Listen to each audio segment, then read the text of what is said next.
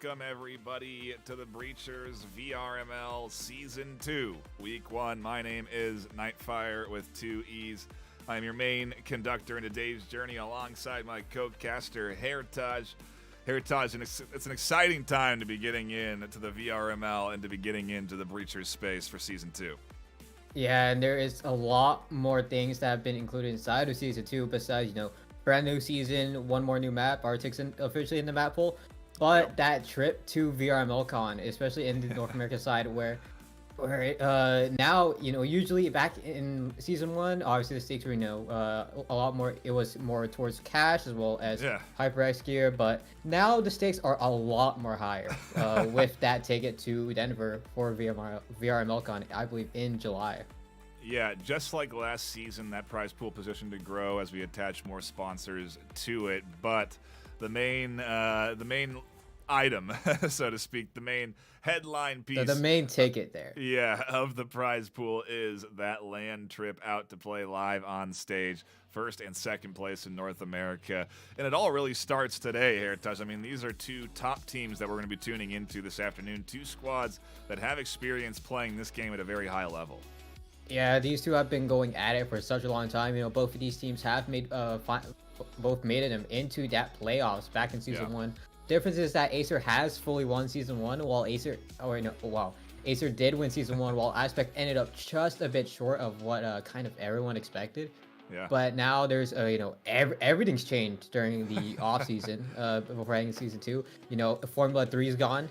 They've disbanded, and now we're seeing a lot now. Half that roster went to Aspect. You can see by that logo, you can kind of see a little bit of resemblance. And then AESIR, they, what should you change? You won Season 1, so don't change anything. Just keep it as is, and then hopefully you'll be able to go into Season 2, a lot more stronger. Who could really stop them?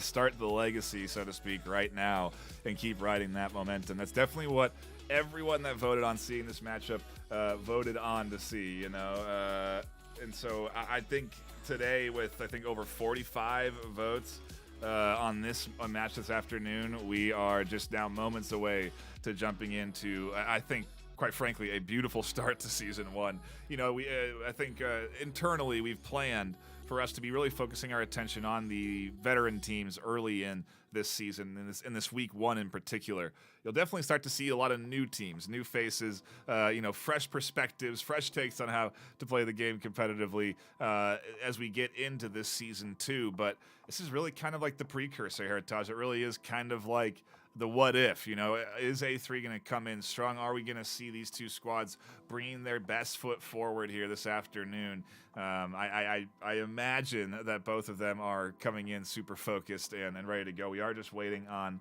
one more on the roster of the AESIR squad to jump into the lobby, and then we should be ready to go. So they're not waiting on us. That's for sure. We're just waiting on one more to hop in here, and then we should be started soon. And I mean, what are your expectations here this afternoon, Heritage? Do you think that we're going to see kind of like a bit of a fresher aspect with this brand new start, so to speak? I will say, half that roster currently on Aspect that's currently in that lobby were members of Formula 3. I will say it is a lot more of a kind of aspect of how well are they able to blend in and have that overall chemistry as a team compared to AESIR, where that roster has just been honestly one of the most stacked or one of the best in the entire game. So I think it's just a matter of who has that overall chemistry, who could just pull off the better strats, and who could capitalize on the mistakes that the other team's going to pull off. Had a full lobby there for a moment, but maybe just some brief technical hiccups as they sort that out, and eventually we should have all 5 ready to go. It looks like our first map is going to be on Factory, so we're not getting in to the Arctic wasteland just yet, and looks like we're gonna have to do probably a technical reset is my guess here based off of what we're seeing. So Bear with us as we do have to wait a little bit longer. they're really. I just want to see the game. I just want to see these two. It's been.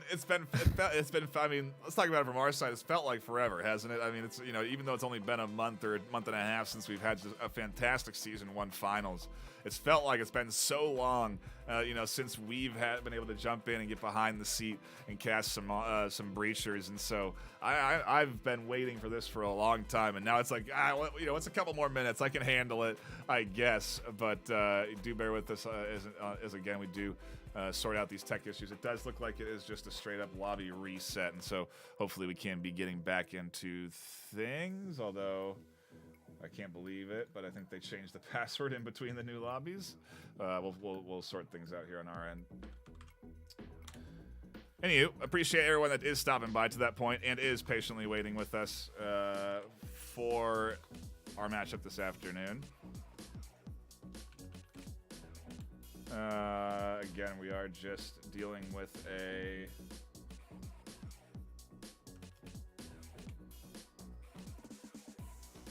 Why would you? Okay, well, it's fine. I mean, these top players. Yeah, it's not they spend so much time on strats. They don't. They've completely forgotten how to deal with a regular broadcast game after having a whole season of veteran. I mean, it's fine. We're there. I can't. Yeah. I don't know how or why, but yeah, we have reset the lobby now, and I think we will be good soon as we are waiting on them to populate their lobby. I mean, while we're on that topic of waiting, everyone, we did get a first map vote. There you go. Which is Factory. Yeah. Which is that's what I was. Yeah, I touched on it briefly, but yeah. What are your? Yeah, but yeah, our first map. Hopefully they keep it that way. Is that we stay on Factory, and then hopefully I get to talk about Factory a lot more. And if they swap it to Arctic, I'm gonna be kind of disappointed because I haven't seen any teams play it. I haven't checked into the scrims, but so it's gonna be new. I hope to see the strats or type of overall tactics that these teams come up with that new Arctic map. And I would say not fire. Do you think we're gonna see a lot more Arctic play in this season? I mean, I can tell you this, Heritage, it's certainly going to be up there a little bit more because the map that has been banned by at least one of the teams is Factory. So it's definitely not going to be Factory for our first map. I just got... now my heart's broken. Yeah. Man. So that's why we had... Oh, wow. Talk about timing. Okay. And it is going to be Arctic. we are playing Arctic. Yep, we are going to be going to Arctic for our first map of our first cast. Bob beat us to it. Gibular Bob already has a broadcast for Season 2 in the books. He's ahead of the game. I think it was an EU broadcast. So I guess we're first for the NA side of things. NA. Oh, man. The hype North is real. American pride. North American pride. The hype is real right now, that's for sure, because, again, it's all coming down to a NA live finals in Denver, Colorado, July 20th and 21st. You can buy tickets right now by going to vrmasterleague.com/VRMLCon.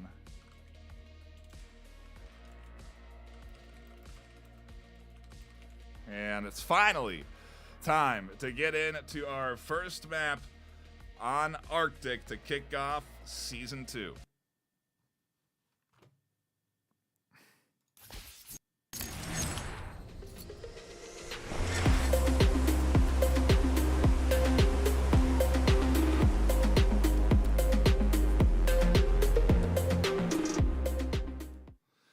It's an exciting time, Heritage. We're getting into a fresh map. We've only got to see this in a sort of play environment with the casters versus mods. just a little bit, a couple weeks ago, I think, during the off season. So I guess I have technically cast. You quote unquote casted. Yeah. I technically have gotten the beak wet, so to speak, with some casts. But I mean, this is very different. Heritage is a very different perspective, a very different approach on how these teams are going to attack these objectives, because it is, again, two of the top teams in the North American region battling it out here in our first week of Season 2. Yeah, and especially on this more newer map and newer team aspect, merging with Formula 3, and it's gonna be a whole new environment for them.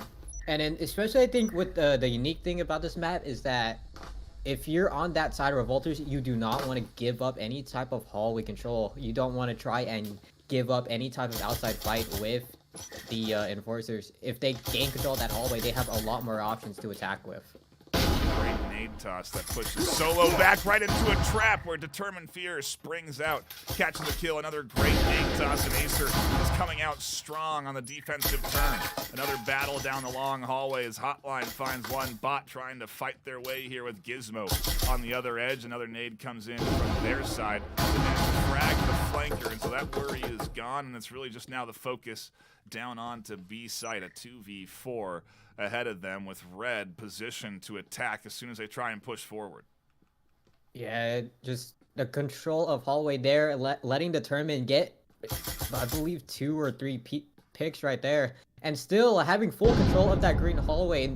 And you see how split or how even that aspect has to do. They have to start to crouch walk all the way to that kitchen side, which is going to buy a lot of time for AESIR to just regroup and just play a lot more common positions, as well as get a couple of crossfire angles. Here's Red tucked into the back corner. Bot spots him in a beautiful tap, puts it into a 2v3, quickly getting things back into favor for the Aspect side. Not quite into their favor, though. It's still advantage AESIR. They're still tucked into objective, but the rotation is in order because B sites the play, and no one's really set up on B right now. And as I say that, Hotline and Tech9 are here reinforcing off of losing one with that headshot from bot. Yeah, now Aspect are trying to go for this pinch or push onto B, that breaching foam, trying to open up that wall to maybe buy a little bit of misdirection on that side of AESIR. Bot trying to hold that angle inside of bedroom. We have Pete coming in, Plunge able to find Gizmo, has fall down a bond to a 1v3, but Tech9 Jr. there to shut it down as AESIR's going to get that first round here on Arctic.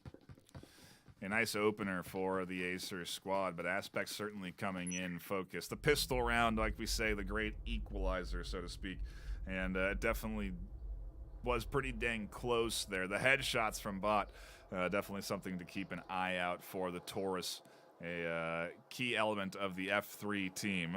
You know, the Taurus Bible originating from over there, and so yeah, really great to see that carrying on here into the Aspect side. Like you said, a bit of a merger there. And, man, curious to see what we're going to get when we side swap. I'm already thinking about it, but I also got to look forward that's a bit too far. The eco round, the buy rounds coming up. Definitely something to look forward to. And actually, I mean, another pistol round really is what we're in store for here, Heritage. Both of these teams not buying in too heavily. We do have a bit of utility pickup on the AESIR side, and I think that's almost more threatening in some cases than a rifle or two in the hands of 1 or 2 players. Everyone with nades on AESIR is definitely a concerning element there.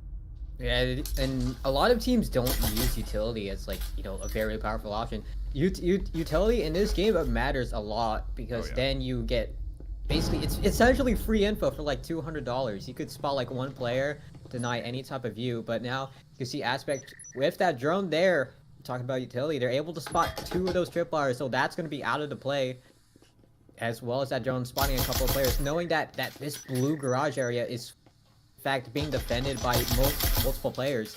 So drone goes down. Now they have a lot more time and a lot more knowledge to work with.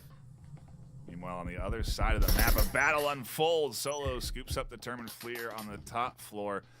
Over on objective, Gravy and Bot continue to apply pressure, trying to draw out utility from the defenders. Bot line firing over the top of that smoke, hoping that they just find some lucky damage, but nothing does connect just yet. The rest of A3 has to merge with the duo here, and ultimately Hotline and a few other key defenders are going to be tucked in waiting to spring their trap onto this rotating offense.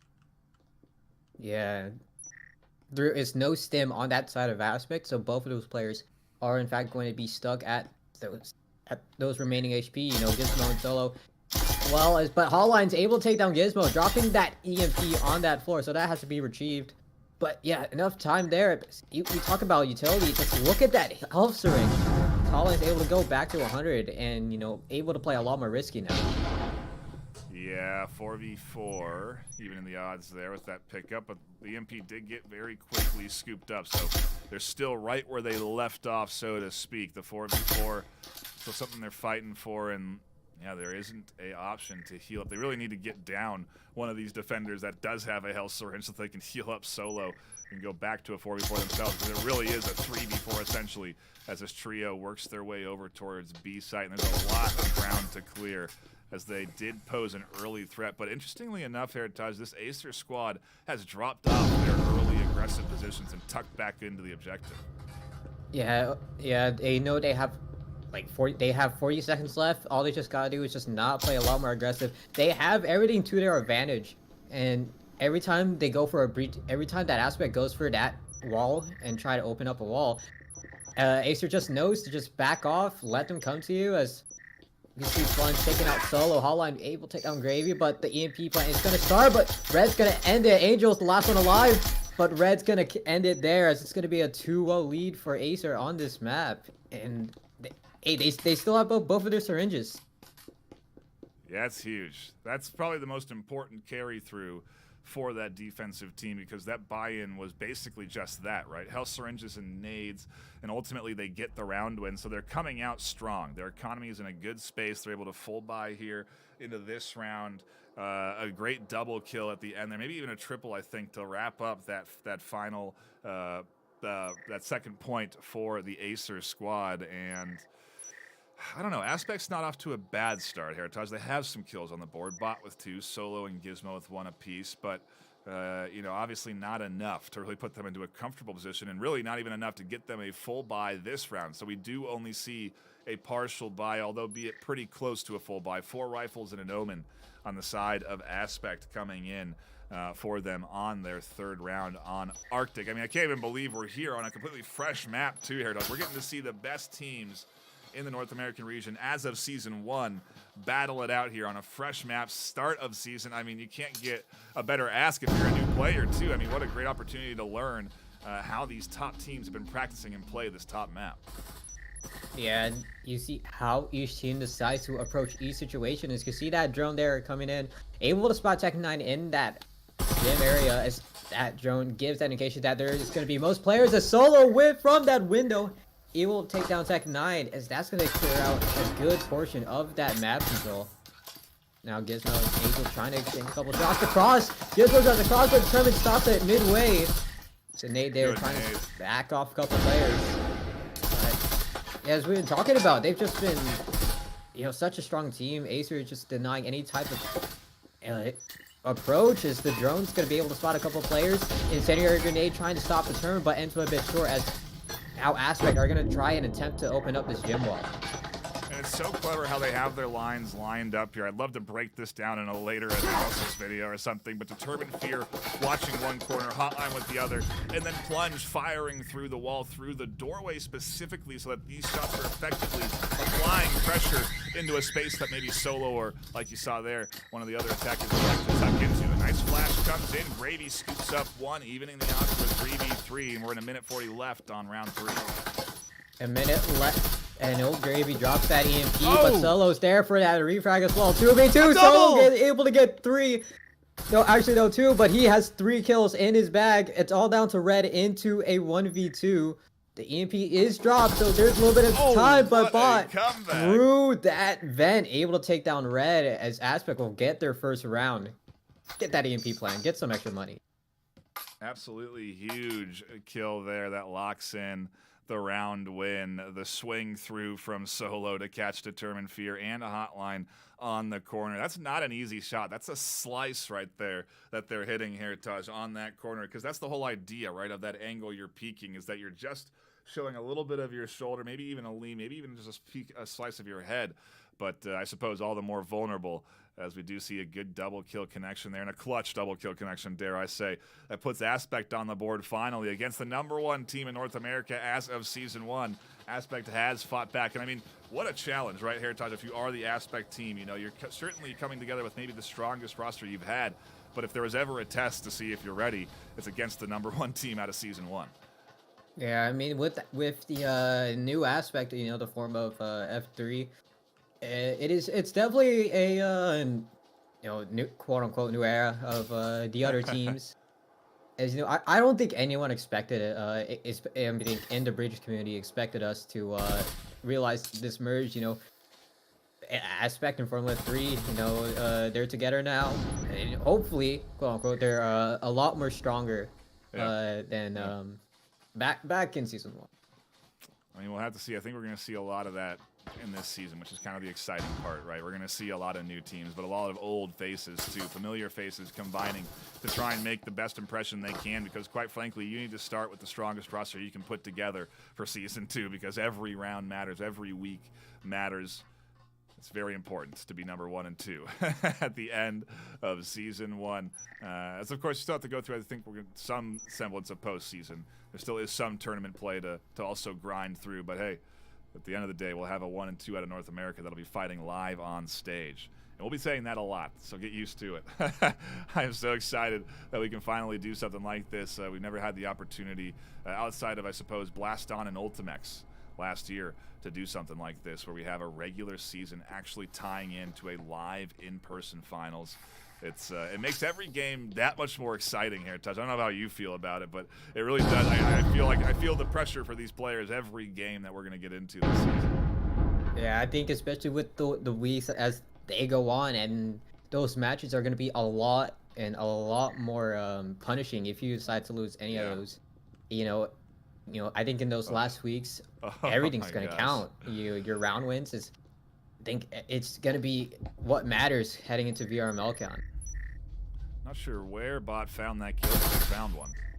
And Gravy pinging some locations down here on A side. The drop through the hatch. They're already swinging in here onto the bottom floor. A quick burst of speed, I would say, that gets them into a decent position, maybe even potentially behind this AESIR defense that is positioned pretty far away from objective. I mean, look at how far away on your map there you see. I guess not map, but you know, in the distance, you can see red, low on HP, not really necessarily on objective or defending effectively. Tech9 also relatively far away, and it essentially is a 2v3, 2v5 if they can all group together here on the Aspect side and push into this B site.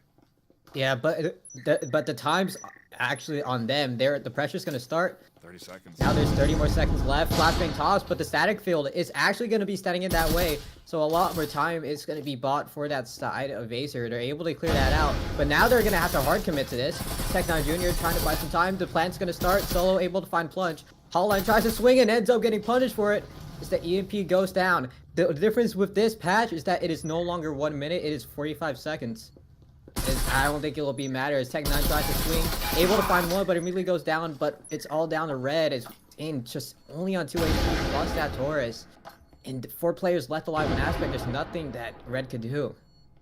Well, they could catch an amazing 1v4 headshot blast with the Taurus, but no, Bot shuts it down. Red is denied the opportunity for the clutch, and Aspect have tied things up here on map #1 on Arctic.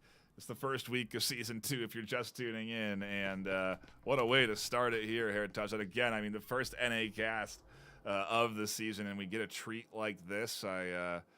It's moments like this where I really do love, you know, the sequential seasons that we get. You know, Season 2, 3, 4, the starts of these seasons. It's so fun, so much unknown, and I mean, maybe AESIR kind of finding out. Aspect's looking a little bit better than we thought, even, because that's a tie game. I mean.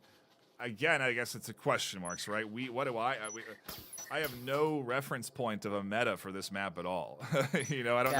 I think we're all evolving. Maybe the players know something that we don't. But I mean, to the point, I don't know where this sits on like a defensive or offensive advantage. I'd I'd argue it's a lot more defensive with the amount of map control you kind of have at that start. But If that's the case, then this is certainly a good start for Aspect out. You know, to have 2 offensive points on the board already definitely puts them in a nice spot for the rest of this first half, and 2 more rounds to go, and we will swap sides and get to see how the Aspect squad defends. That's the way of Breachers, and I can't wait to get into it as round 5 kicks off here. Some hatches opening up, and Determined Fear maybe going to be one of the first elements to catch some gunfire. And one of the first times that we get to show off the VRML finalist skin live on stream, earned by the top 8 teams of Season 1, exclusively given to them and only them. And, yeah, it is such a clean skin. Every time I see one of these players, I will try and team kill them whenever I can. It is just that good. No, the game will punish you. Okay, Heritage, you can't. I can do it for like 1 or 2 rounds, and then you know I'll intentionally bait them. You can go over here. It's safe down the hallway. Well, no baiting here unless it's against your enemy, because quite frankly, these teams are locked in and playing quite serious this afternoon, as I would imagine, with Season 2 just kicking off here, and you want to start your potential chance at a LAN with a season win, or with a week 1 win. You do not want to start things off with a loss, and at the very least, you want to keep things close as Hotline opens up with an early kill onto Angel, cutting Aspect down to just 4. EMP dropped as well, as Hotline's gonna go for that peak again. You know, we talked about and look at the overall coordination coming in from AESIR. You can see Determined and Hotline gaining that crossfire. That way they know that there is just no possibility for a Hotline to just get swinged from the other side and, you know, not be ready for it. You know, that's really how top teams play.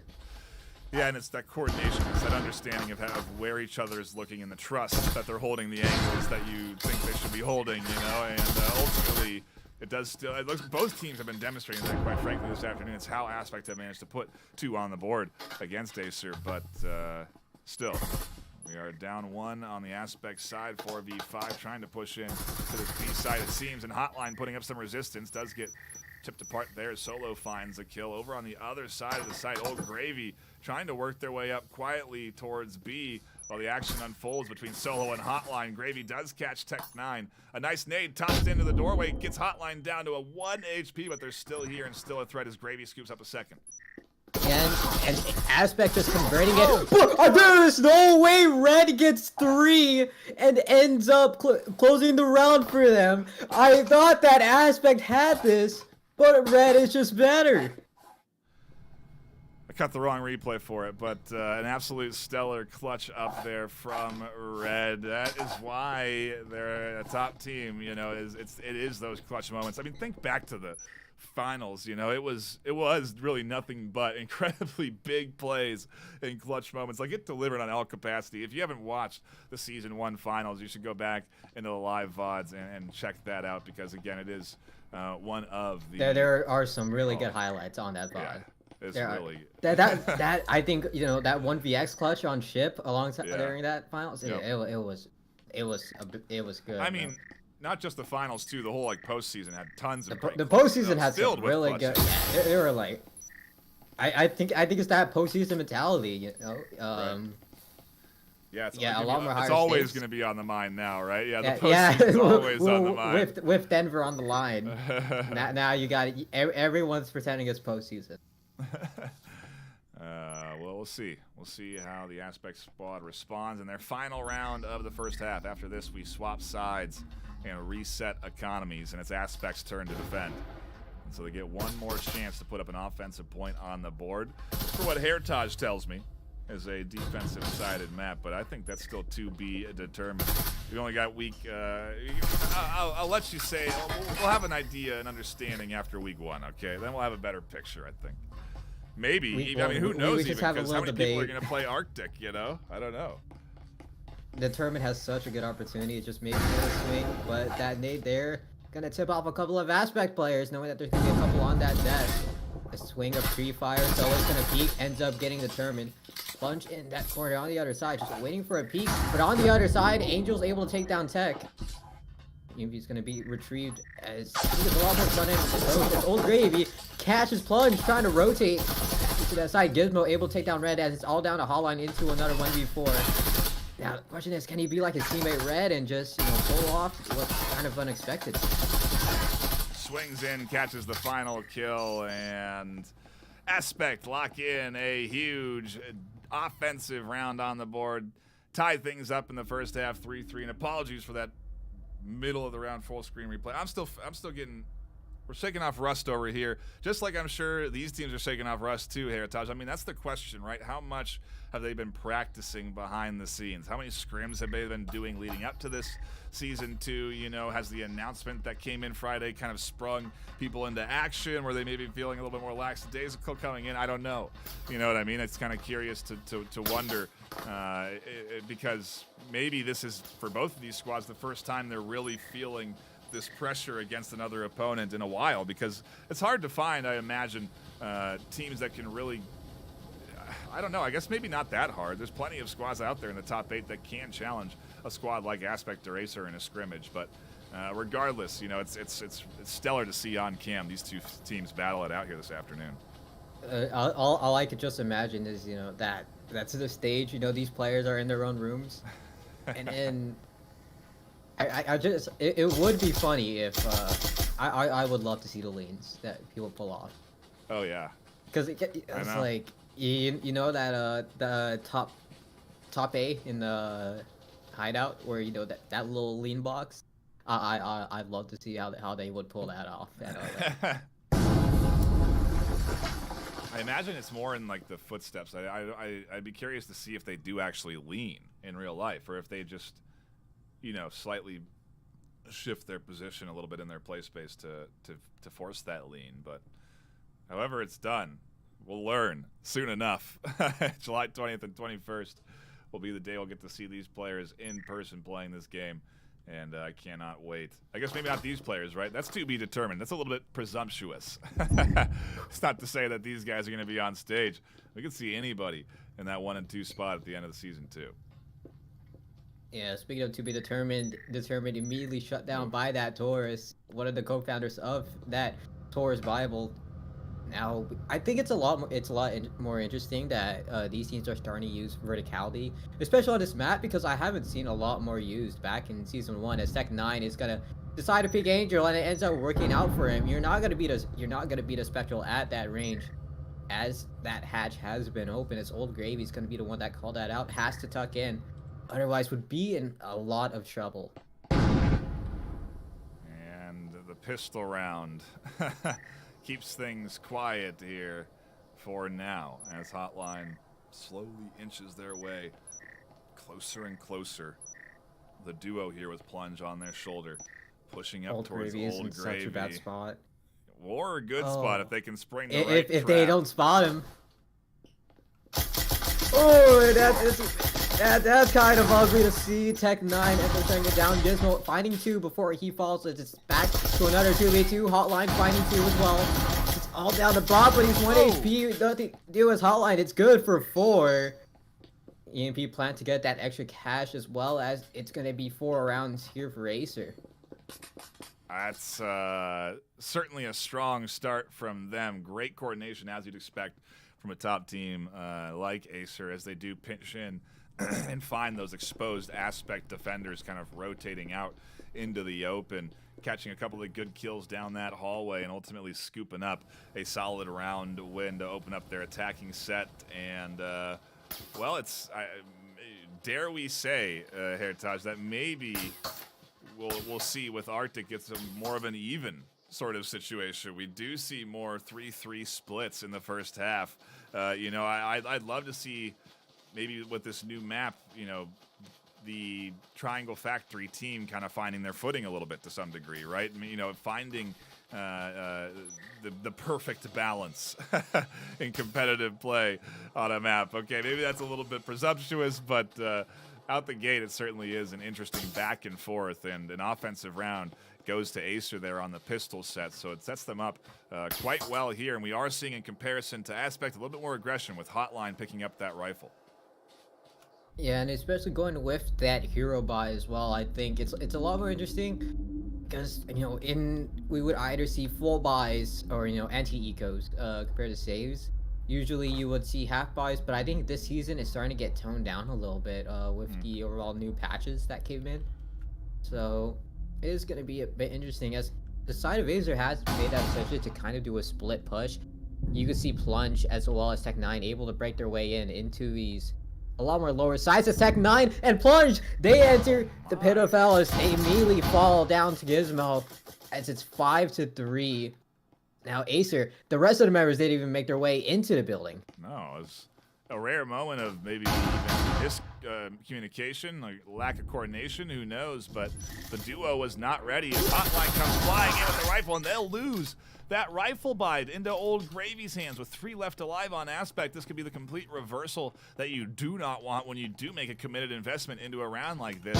Red has to get this thing back, and they won't, because Gravy will find the shots as they swing the corner, and we're tied up 4-4 here out the gate. Aspect fighting against AESIR every bit of the way in Arctic, and so far delivering to us a great back and forth there, Tom. Let's take a look at the scoreboard before we talk about that last round.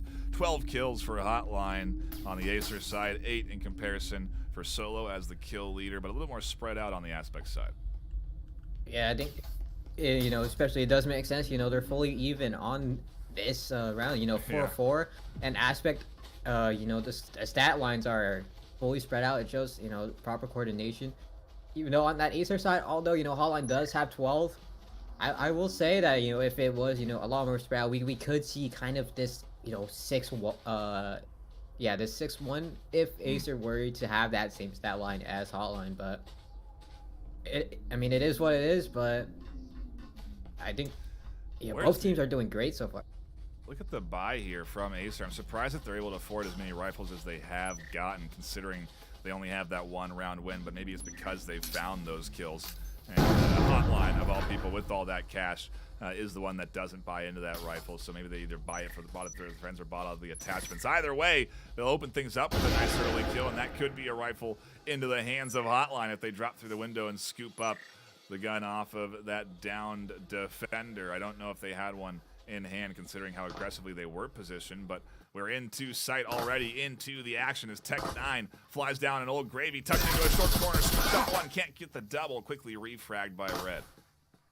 And there you can try to see the Tech9 try to snap peek there, where you try to use snap through to your advantage, maybe just bait a couple of shots, but Gravy does expect it, as now see Red as well as Plunge trying to make their way into that bomb site. They're pushing through kitchen. Now they're going to try and push into the lounge area, but they're going to be running into Angel, who is in that green hallway. Oh, and Angel finds the quick tap onto the head to scoop up that kill. There, and a dodge out from Plunge. It doesn't quite catch the kill there on to Angel, and a nade toss that comes in. Doesn't quite catch Plunge out as we get closer and closer to some big kills, but still 2v3 for AESIR. And Aspect holding the line. Hotline goes, finds up one there. Solo, for some reason, peeking out. They had a 3v2 advantage, but now it's all even, and the push still here on B site. EMP is not retrieved by the side of AESIR. Plunge is still trying to hold that angle towards that green hallway, but Free Fires there going to buy a little bit of time. Plunge does take effect. A couple of shots coming in from bot. Able to heal up instantly, but 110 left on that clock.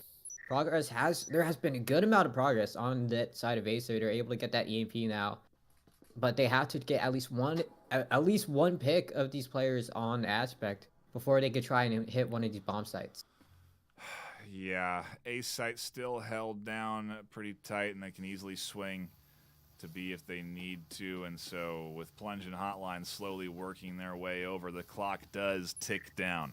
40 seconds left on it for them to work with. And Solo will catch a trip mine in the late stage with 30 seconds left.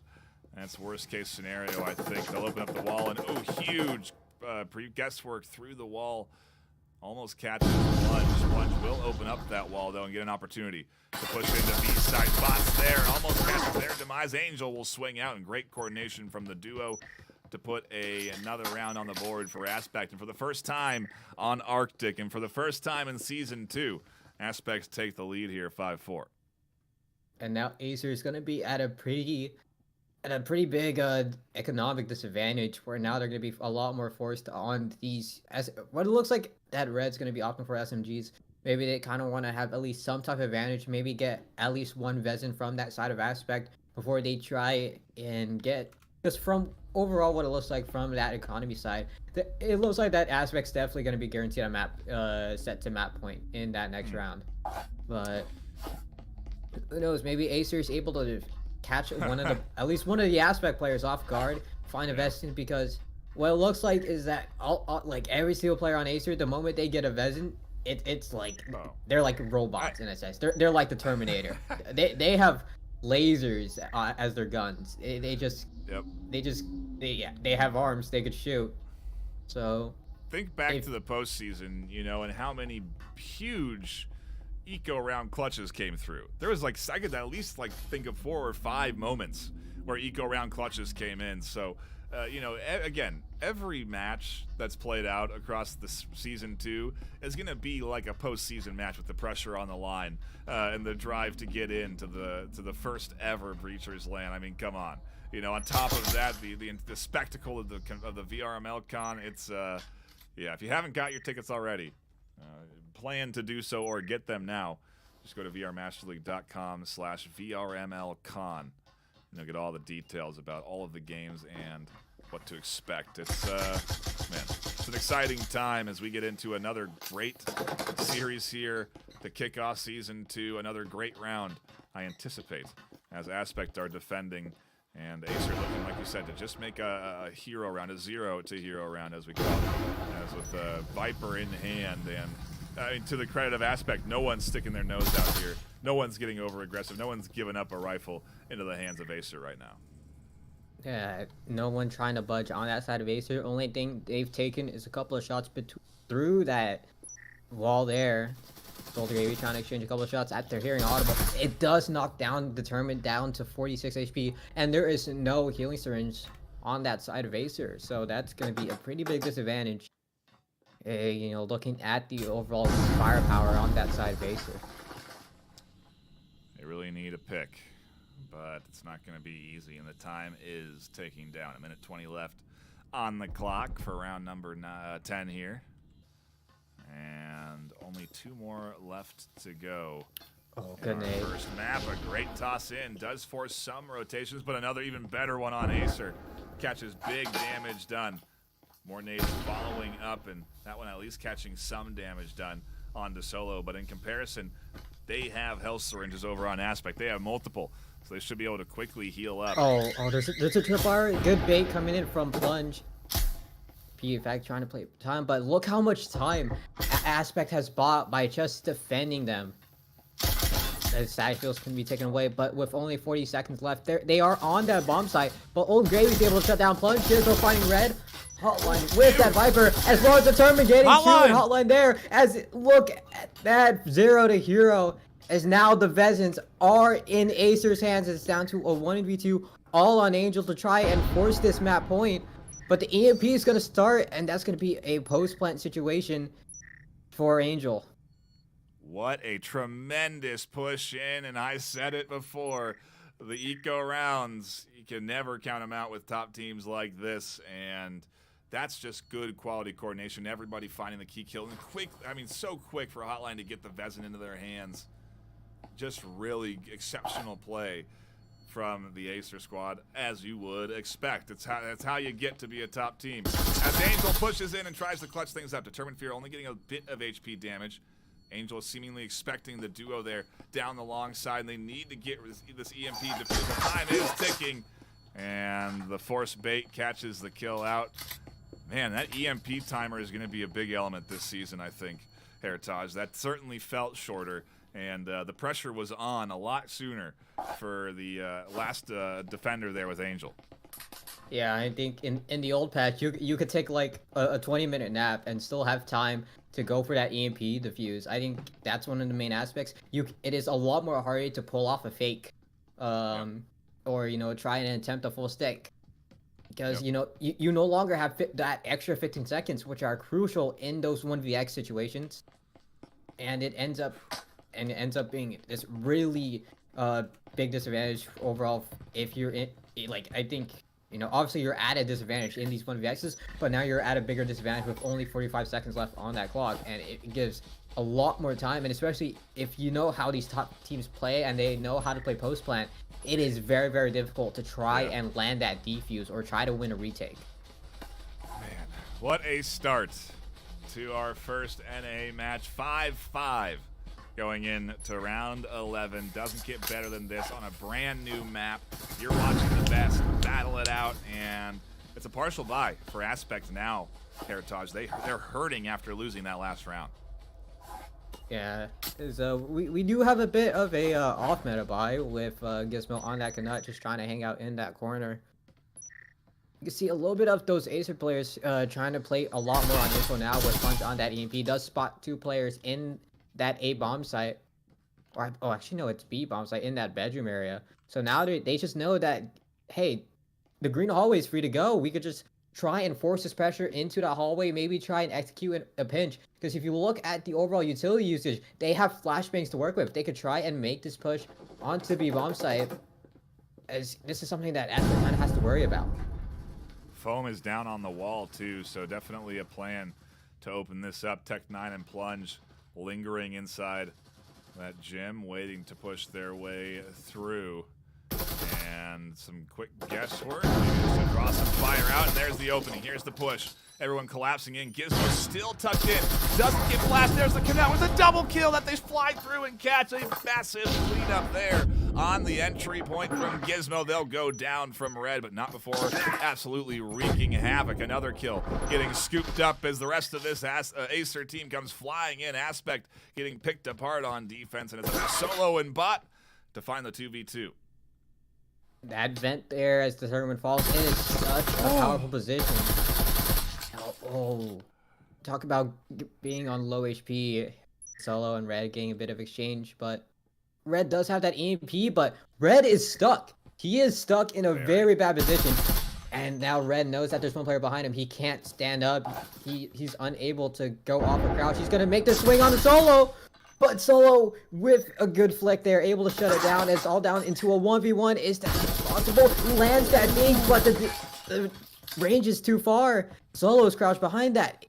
Now there's 50 seconds left. The peak, the cloaking device, spots Solo, a pre-fire. What is there to do? Hotline has a lot more options, but a lot less time. Oh, there's 13. That's his last mag. This is last mag. Hotline finds it and gets that 1v2. As now AESIR is on map point. That 1v2 clutch to make it there and force that map point on Arctic and that plan too. So that's going to be some extra bank on that side of AESIR. Going into the last round, every dollar matters. That's pretty big for AESIR to come out that strong, and huge plays that round, Heritage. So that's what we're talking about with top teams and big clutches coming in. AESIR absolutely staying alive on this map here on Arctic, our first map of Season 2, and certainly not the last. This is just the beginning of what I anticipate to be a really exciting season. We'll talk about it constantly all season long, quite frankly. But, man, these two teams definitely coming in quite evenly matched. If anything, it's, I don't know, I think a lot of people sort of anticipated this in some ways to be the Season 1 grand finals, if you were to look at a lot of people's charts and brackets that the pick'ems. Yeah. They were all wrong. Well, they weren't wrong on it being a good match, or one that people want to see at the very least, because gosh, it is certainly a great back and forth this afternoon, and we're getting into the final round of map number 1. It could be tied. If it is, we'll be guaranteed 3 maps this afternoon, which, well, quite frankly, Heritage, I would not be upset with. Yes. Now, the side of Aspect has to do this force buy. And it's going to be really, really difficult, especially on this bomb site where it is very easy to just storm in and immediately take full control. Although some of these bomb sites are a lot more close quarters, so there is that bit of hope and then from that side of Aspect. But if AESIR just decides, we're just going to 5 rush this, we're going to 5-man rush this, we don't care about anything. They have that opportunity to just close this map out. But from that overall approach, and well, it's like with that door open on that side of a blue garage, they might opt to take it a little bit slow. Ooh.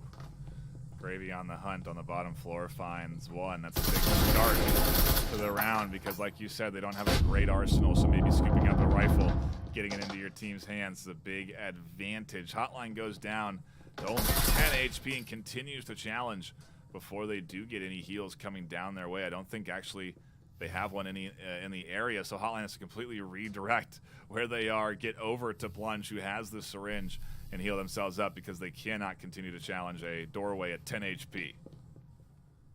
Yeah, it would be kind of devastating if just AESIR loses this, especially they have full Vesins as well.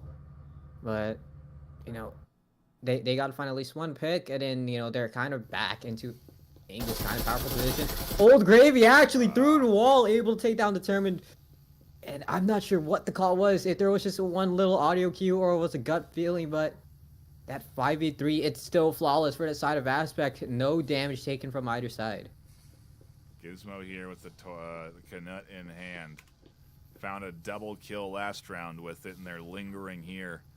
Over by A site, waiting for Tech9 and Hotline to push their way in. The smoke comes out, but ultimately doesn't draw Gizmo out, and it seems to be the play is here on this site. Aspect have the player advantage. If they can capitalize on this, they can end up kind of pinching behind this offense as Gizmo catches one with the Knut. It's Tech9 and Plunge alone in the 2v5. And 2v5, 30 seconds left. The time pressures as well as that flanks there. Angel with that Taurus. One tap, Tech9 in the dome as Solo hits that flick, and that is the map. No winners there. It looked like AESIR had it, but then it slipped away from their hands.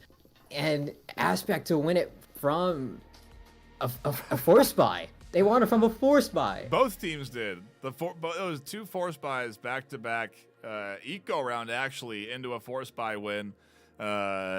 What a crazy way to wrap up Arctic, but it's 6-6, and like I said, maybe Arctic's going to be a map we see go even more often than not, because it certainly seems like both teams put on a good showing there, both on defense and offense, going into that Arctic map.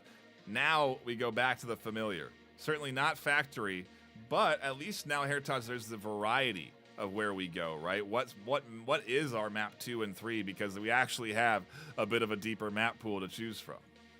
Yeah, and then no longer, you know, we used to have 4 maps. Now we are able to just pick 3 now for free. So I believe, you know, Factory's banned. We just played Arctic, so I think we are down to Ship, Skyscraper, and Hideout. I do believe Hideout is our most likely map to be picked, as is.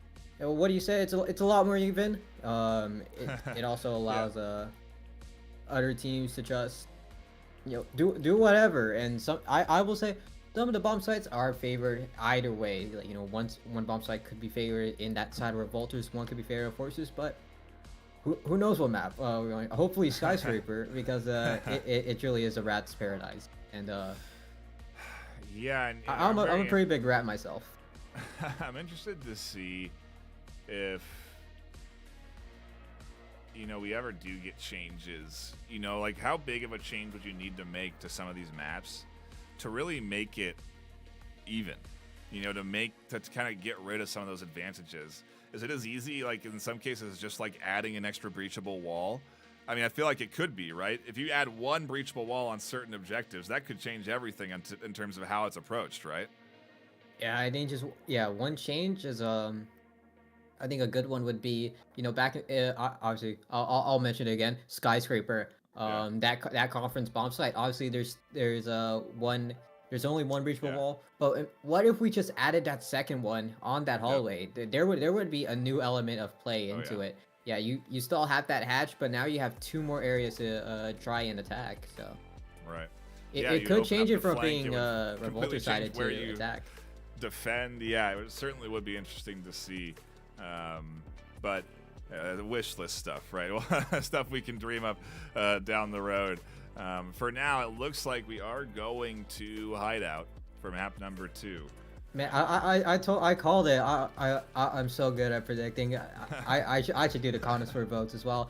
speaking of connoisseur votes, a lot of people said that Yeah. AESIR was going to win this. I think it was 44-3 or kind of similar in that way. So a lot of people have it in AESIR's hopes, but yeah, Aspect they're pulling something off right now. I don't know if I'm not sure if they just woke up on the right side of the bed, if they had their morning coffee, but this is really really close. Yes, it certainly is. We're just waiting for one more to connect in on the AESIR side, or maybe the Aspect side, who knows. And then we should be ready to go, and there it is. So thank you all for tuning in, patiently waiting, and enjoying the action here this afternoon.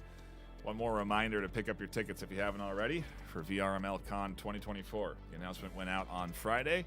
I did it on Between Realities podcast. If you want to know more about me and the VRML and its history, that was a really fun podcast. I kind of got to dive into a little bit of that stuff. So do go check that out. Again, that's Between Realities on YouTube. They just had another great episode with Gamertag VR earlier today. So they're putting out all kinds of content with a lot of very interesting guests, and I do recommend you check them out. And a big shout out to them for helping with that huge post.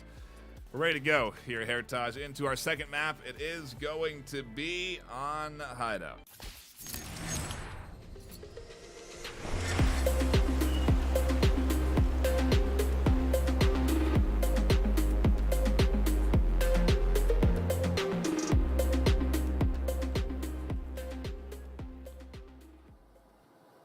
Now, interesting here. I'm curious. I mean, is Gizmo now that can we consider Gizmo the new penny packer? So does the Knut wizard, so to speak? I mean, who knows? There's a lot of I think you would I think you may have gotten Sleepy Penguin mad. I know he's I know he's a pretty passionate Knut player. Yeah, you're right. No, that's right. You're right. Sleepy is. I'm getting.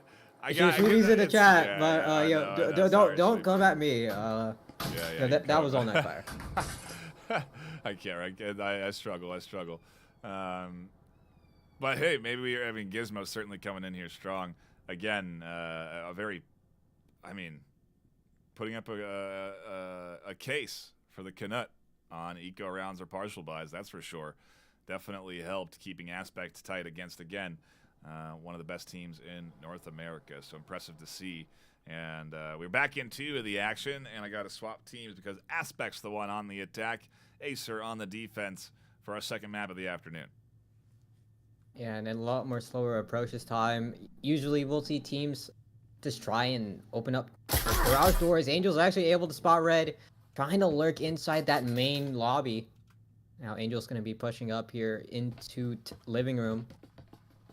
I think this is a lot more unique approach, where even though this is a pretty uncommon approach, Aspect decided to opt to go for this second floor push, as now Hotline falls as well. It's down to a 5v3. Drone coming in, maybe just try and clear out storage side. Not sure what that call is for. Oh, they are going to clear out storage with that drone.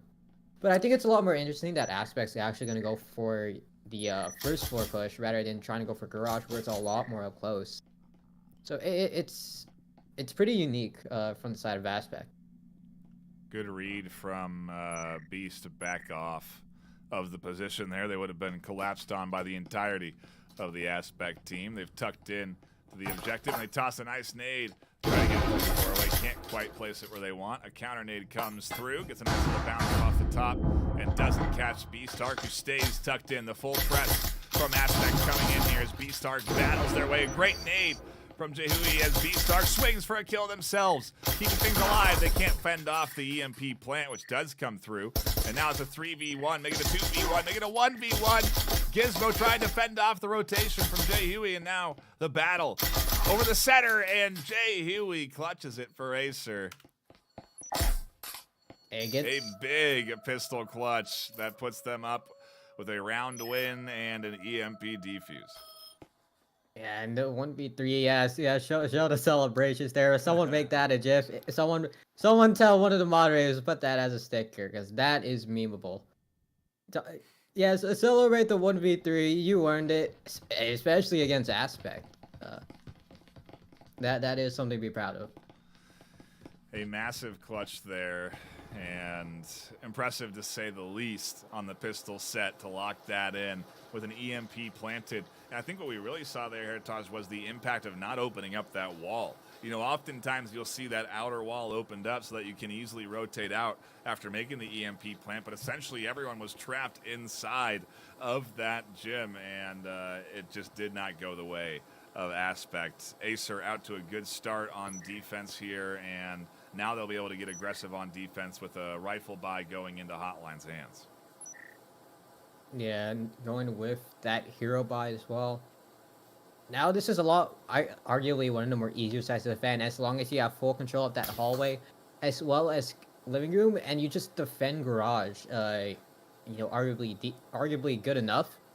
You'll be able to just, you know, get that free round win and prevent the overall push. As you can see, Aspect, they're taking this a lot more slow, as we saw this back in the pistol round. They're just gonna try and clear out the bottom ones, anything that can try and force the pinch on that side of Aspect if they're gonna try and force an execute. They do manage to get control of bottom floor here, and yeah, I wonder what the play is. Advance up through center stairs, not likely. I'd think the play would be to push up towards A site stairs instead. As a full squad, you could have Solo swinging through windows, and it wouldn't be a bad play. I kind of like the rotation actually, because it is, if anything, a very safe route to get over to these A side stairs versus trying to enter in from one of the many other meta entry points that you often find teams kind of barreling through on this upper floor. Yeah, now they're gonna, looks like they're gonna maybe just try and clear out A noise coming in. Jay Huey trying to buy enough time, maybe try to bait a couple of those players on that side of Aspect to maybe get a little bit more aggressive. But Holland is gonna have to be that main anchor, and you know, maybe try and defend with gun, because he does have that Vezin, and he's able to deny any type of push as long as, you know, Aspect just, it is just so easy for Aspect to just run up and just line up for Hotline. Oh, still taps the back full of gravy there. Red could be a threat from that top floor as they do manage to catch one out. Hotline flies out of the corner, does get scooped up by Solo, who finds a quick rifle. B-Star catches the kill as Red flies down from the balcony and now reinforces the AESIR defense. Angel with a nice pickup will get quickly refragged, and it's a 1v3 with Gizmo without a shotgun in hand, needing to clutch things up here as Jay Huey spots them. Gizmo forced out of their position, forced into a fight with Tech 9, and forced into a kill, making it a 1v2. 1v2, Gizmo getting shot through that wall. Now, there's just a selection of guns to think of. Gizmo has to go for that Taurus. Maybe land one headshot to just maybe just even things out. But 45 seconds left. EMP is in that living room side. Jay Huey just shooting through that table. Hopefully just land one hit marker and just give out that information to B-Stark. Now Gizmo just camping in that corner with 30 seconds left. Now Gizmo has to make this push, but B-Star's might be ready for this. Might be ready for it. Indeed, there's the first kill. Gizmo not ready for the flank, and there is the pinch. That's the value of having one extra defender alive, but it's only one left alive at the end of the round as AESIR goes up 2-0. That's not too bad for Aspect Heritage. Their economy not necessarily in shambles, and they should be able to afford some decent buys here on their third attacking round on Hideout. Yeah, they're able to fully even things out now. We're going to see a full rifle round coming into that third round, as now we could get arguably one of the more easier bomb sites for the side of Enforcers. We are on that second or third floor, depending on your region, Europe. And it is arguably, I'd argue that, you know, even though some people say A is the easiest because all you got to do is open up that wall, get that crossfire, and plant. I would say B is kind of, I'd say B is a lot more easier to just take.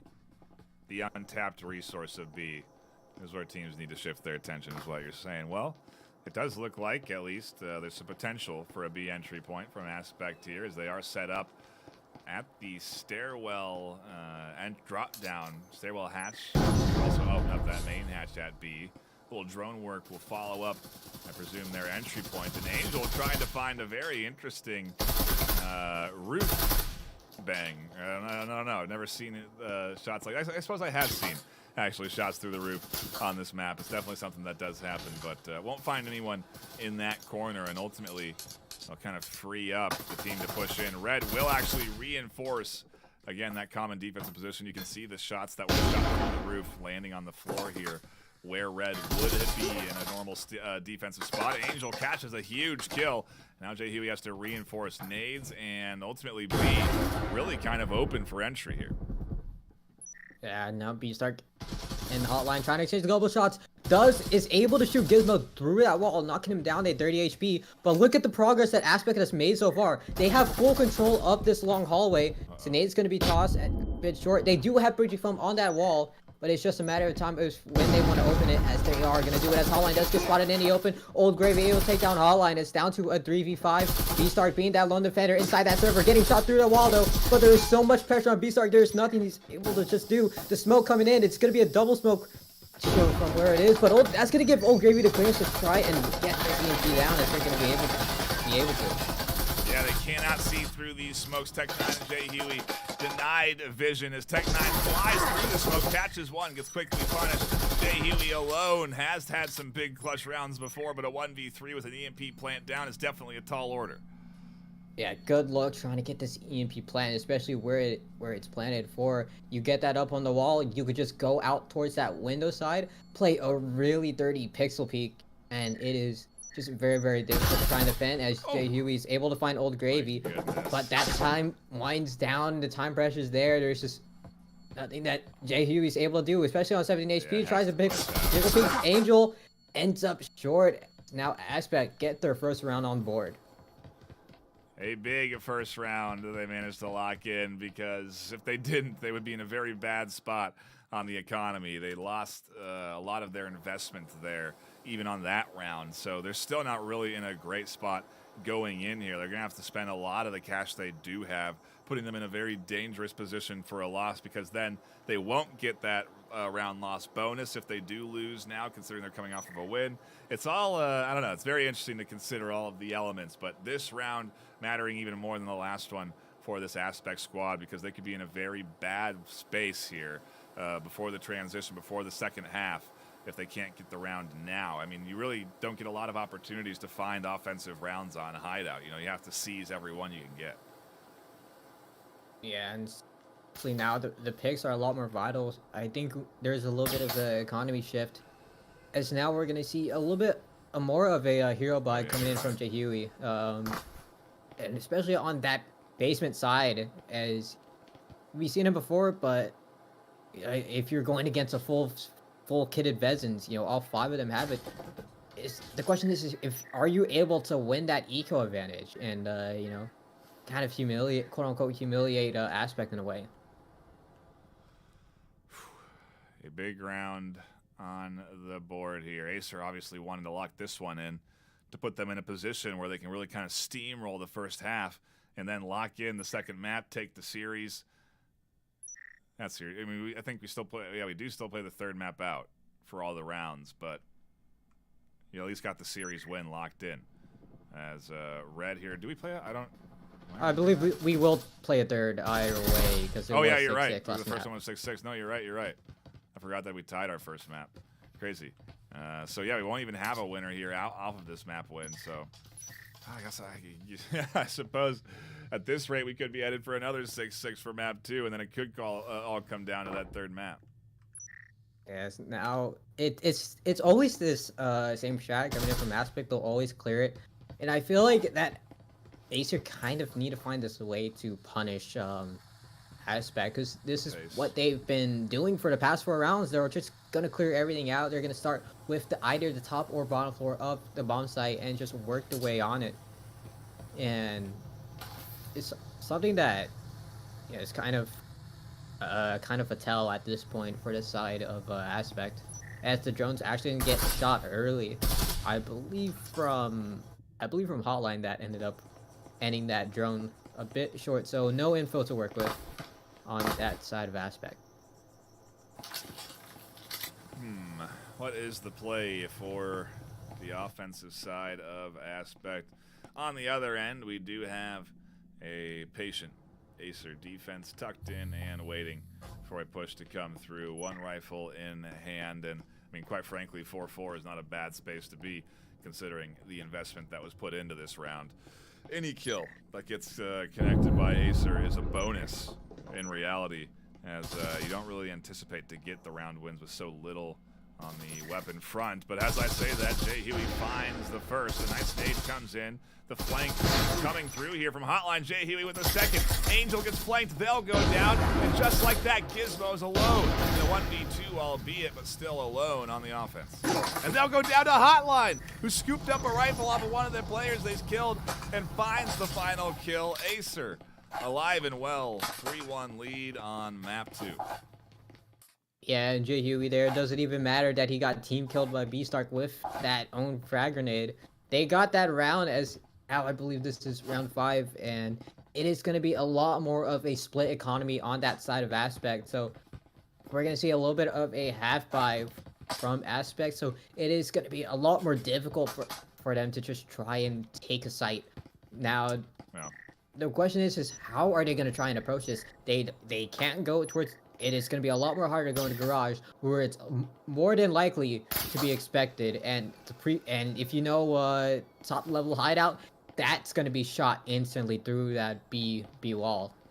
So, and then I think we're going to see the exact same strat come in from Aspect, where they're just going to clear out the top floor. But this time, I think Tech9 is going to start to expect it.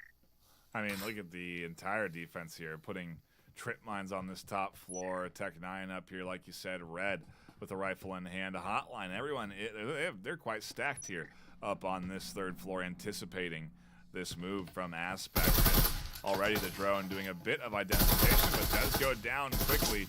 Tech9 trying to throw a wrench in the early plans of Aspect.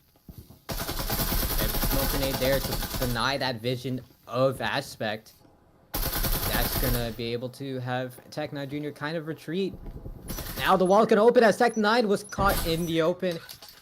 Immediately, that's going to be the first flood there. Hotline all the way in that barrier, but I think it'd just be one frag grenade to just back them off. Hotline able to take down. No, Gravy does get a second, as it's down to a 4v3. Gizmo is going to try and repeat, maybe get that kill, but you're down a player and you haven't made your way to near any of the bomb site, as Red's going to get that pinch as well. It's down to a 2v4, and Aspect just has nothing to do. Well, they didn't buy big into this round either, so not a tremendous loss on the economy side, but they do get picked apart here. And the trio of AESIR left alive with just Solo alone, and they'll go down to Red's rifle. 4-1 right now on map 2. AESIR is starting to get warmed up, maybe the comfort of a familiar map puts them in a better space. Heritage, you know, is Arctic. Still kind of an unknown for these teams. It has only been in some, in reality, a month of really playing that map competitively. Yeah, I think this is just esports in general. More specifically, any of the FPS maps. Every time a new map gets introduced to the map pool, it's very likely that map is not going to be played. I think you could compare it to, Valorant in the sense, especially... Yes, Ship, thank you. I was forgetting the name. Yeah, when Ship was introduced, I have yet to see, I think especially on any cast, there has been a lot less teams. Like, where's Ship? Where's Ship? The map's in. I want to see how these teams play Ship. They don't play Ship. We stick with the regular 3 maps on launch. Yep. Yeah. Well, hey, there's a lot more now than there was at launch. Well, yeah, I mean, almost double. Almost. We got 2 new maps introduced since launch, and man, if you're ever interested in getting into Breachers, now's a great time. Pick up the game, play it on the Quest, jump into the VRML, play with a brand new team. Play this game competitively, have some fun with some friends. Make some new friends, and then meet them live in person. As Hotline finds a nade onto Angel, a nice toss through that doorway outside of the A lobby. Yeah, opening up that main living room, they're able to get the full control of top main here. The trip mine's actually no, that's gonna be the proximity alarm, kind of tipping off the side of AESIR. Be a lot more of a backup or reinforcements on the side, as Solo's able to take down Tech from that side. They're trying to shoot through the wall of bedroom, but Solo is in a pretty bad spot. That pre-fire, but Solo is stuck at the moment as it's still a 4v4. Drawing out a decent bit of that pre-fire, like you said, and that all is ammo that is not infinite. You know, you don't have unlimited rounds in this game, and so it is, I don't know, an effect. It's still helpful to draw those shots out and end up forcing the waste of those bullets, because who knows, when it comes down to it, you might have to swap to a gun on the floor instead of the rifle in your hand because you've run out of rounds. So we'll have to see if that comes to fruition for the AESIR defense as the Aspect get closer and closer to B site entry, it seems. A site not necessarily on the table here. We're not seeing any foam or setup, and really all the attention is drawn around B site. But there's a door blocker that should and is seemingly worrying this Aspect offense. Yeah, the nade there. B-Stark's gonna go down as that's one less defender to worry about. Flashbang is not able to find Red, though. That's gonna be the main defenders there, as we see Hotline as well trying to defend on that cloth side. But actually, the side of Aspect, they're actually gonna wrap the other way. They're gonna start to open up for A here. Bot's just able to freely rush in with that EMP. He's gonna try and stick this plant. Nice pick up there from Gizmo through with the Omen. Keeps things close. Jehui did catch that kill on the bot, though, and the EMP did get planted, but not fully. They need to get the last few ticks, and Gizmo's nervous about jumping in there because Hotline's tucked in and is defending from that tight corner. So if there's any utility, any nades that Hotline has, it'll come right on top of Gizmo trying to punch in that code, trying to get those last couple of ticks on the EMP. Red's holding on the backside nicely as well, so Gravy and Solo don't have an easy entry, and they're low on HP, but timing is everything. As Gravy and Solo come flying in, Gravy goes down, Solo's still here, the plant comes through, but now it's time for the defuse, as Red knows the push is coming in from the backside from Solo. Red reaches over, trying to get the defuse, and Solo goes down. Red will get it, and another round for AESIR in the books. Yeah, 5-1 as we head into that second half. And I feel like that just Aspect I think they've had control of B. As if they were just able to pick off Red into that bomb site into B, they probably would have had that plan, because no one was actually defending, no one was quote unquote properly defending that door. So, you know, that the EMP player could have just walked into the door, plant on the server, and that would have been a free post plant, but instead they opted to go for a lot more heavily defended A bomb site. And I think that might have ended up not working out. Well, we swapped sides, reset economies, and now it's the turn of Aspect to defend as we go into round number 7. Only 2 away for AESIR locking in their first map win, and again, taking us to that third map, because map 1 tied 6-6, if you can believe it. If you are just tuning in, you missed a stellar start to Season 2. Couldn't ask for a better opening, quite frankly, Heritage. With map 1 on Arctic going 6-6. You can learn a thing or two by reviewing that VOD, that's for sure. And you can learn a thing or two just by watching both of these teams in general as we get into round 6 and our pistol round of the back half. And now we're seeing a lot more standard approach approaching these bomb sites. You can see the gym wall being open, as well as that storage door barricade open as well. Now we're going to see if the side of AESIR are actually going to try and fight for that hatch as well. And now for those that are, you know, bronze scrubs, that hatch is one of the more fatal or vital positions to try and approach this B bomb site, as now essentially that locks that boiler access. So now Angel's going to have to be stuck on bomb site, while Gizmo's actually going to be lurking with that frag grenade. But I think it's just going to be one single peek coming in, but yeah, we're seeing a lot more standard progress coming in from AESIR. Yeah, they've got all of the hatches opened up. The push is coming through with Hotline and Red making their way into the basement. Grady springs out to catch the first kill of the round, and it's a nice opening for the Aspect on defense. The coordination a bit off as they aren't entering in through the hatch at the same time as they're pushing here through the doorway. B-Stark needs to drop down and reinforce. Gizmo has such a good opportunity for this frag grenade to just go through. Just Old Gravy needs the call. Gizmo with that frag grenade. Trying to find one as Old Gravy's there for that second kill as well. Old Gravy gets that second as Beastar tries to lurk. As it's all down to Jay Huey in a 1v5. He has pulled off a 1v3, but can you add an extra 2 on it? Does find one, but it's going to be the pinch from Angel just to rush outside of that gym garage. And a little bit of a response back to Jay Huey. Yeah. As now it's going to be 2 rounds here for Aspect. I want to say that was 3 or 4 for Old Gravy on that round, so a big round for Gravy there as well. Coming in clutch and finding some key kills from that stairwell space. I mean, it goes to show you the value of clearing out that area, clearing down through the stairs from that middle floor, because ultimately Gravy really was a key threat in shutting down that basement push with the Taurus. Really nicely done, and ultimately we're not gonna see, yes we are actually, Gravy is gonna commit into a rifle buy and an Omen coming in from Gizmo, so Aspect leaning a little bit into this advantage they've found themselves with after locking in that pistol win. Yeah, they're able to just lock in pistols. Just now we're gonna see a hero buy coming in from Gravy. You know, that 3-piece has done a lot. You see Gizmo trying to try to kind of follow up or play as that support, just in case, you know, maybe be that main entry. With that Omen. I think over time the Omen has definitely kind of proved its way back into the main meta here in Beatrice. As you know, in the old days, we used to have Omen as the main meta, but with the 2-tap cyclone, it kind of lost its way in. What is the play for AESIR? 2 points away from taking a map win and kind of spiraling into a chance for Aspect to find a couple of defensive rounds and maybe even tie map 2, which would take us to a map 3 decider, which would certainly be exciting for our first series of Season 2, but we can only dream here.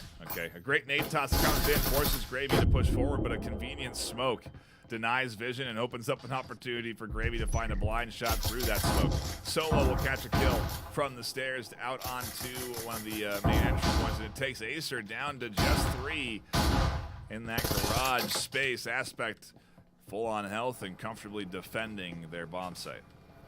And Gizmo getting that double dink onto Jay Huey, and no heal syringe as well, but now the side of AESIR are going to have to go into, you know, try and force these type of peaks. They have no type of follow-up utility, no flashbangs, no frag grenades, or any type of proper cloak.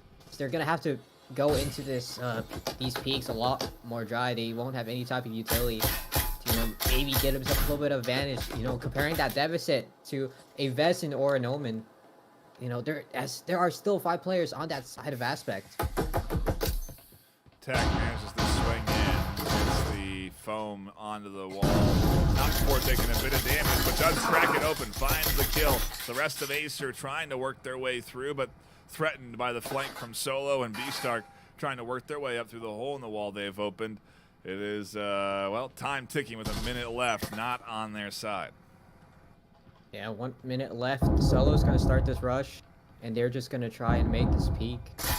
As Old Gravy is able to take down Beastar, gets that EMP. Solo with that pinch, able to take down Jay Huey, as it is going to be 3 rounds there. Now, the question is, are they able to get 2 rounds? I probably Casa cursed them, but could it be possible?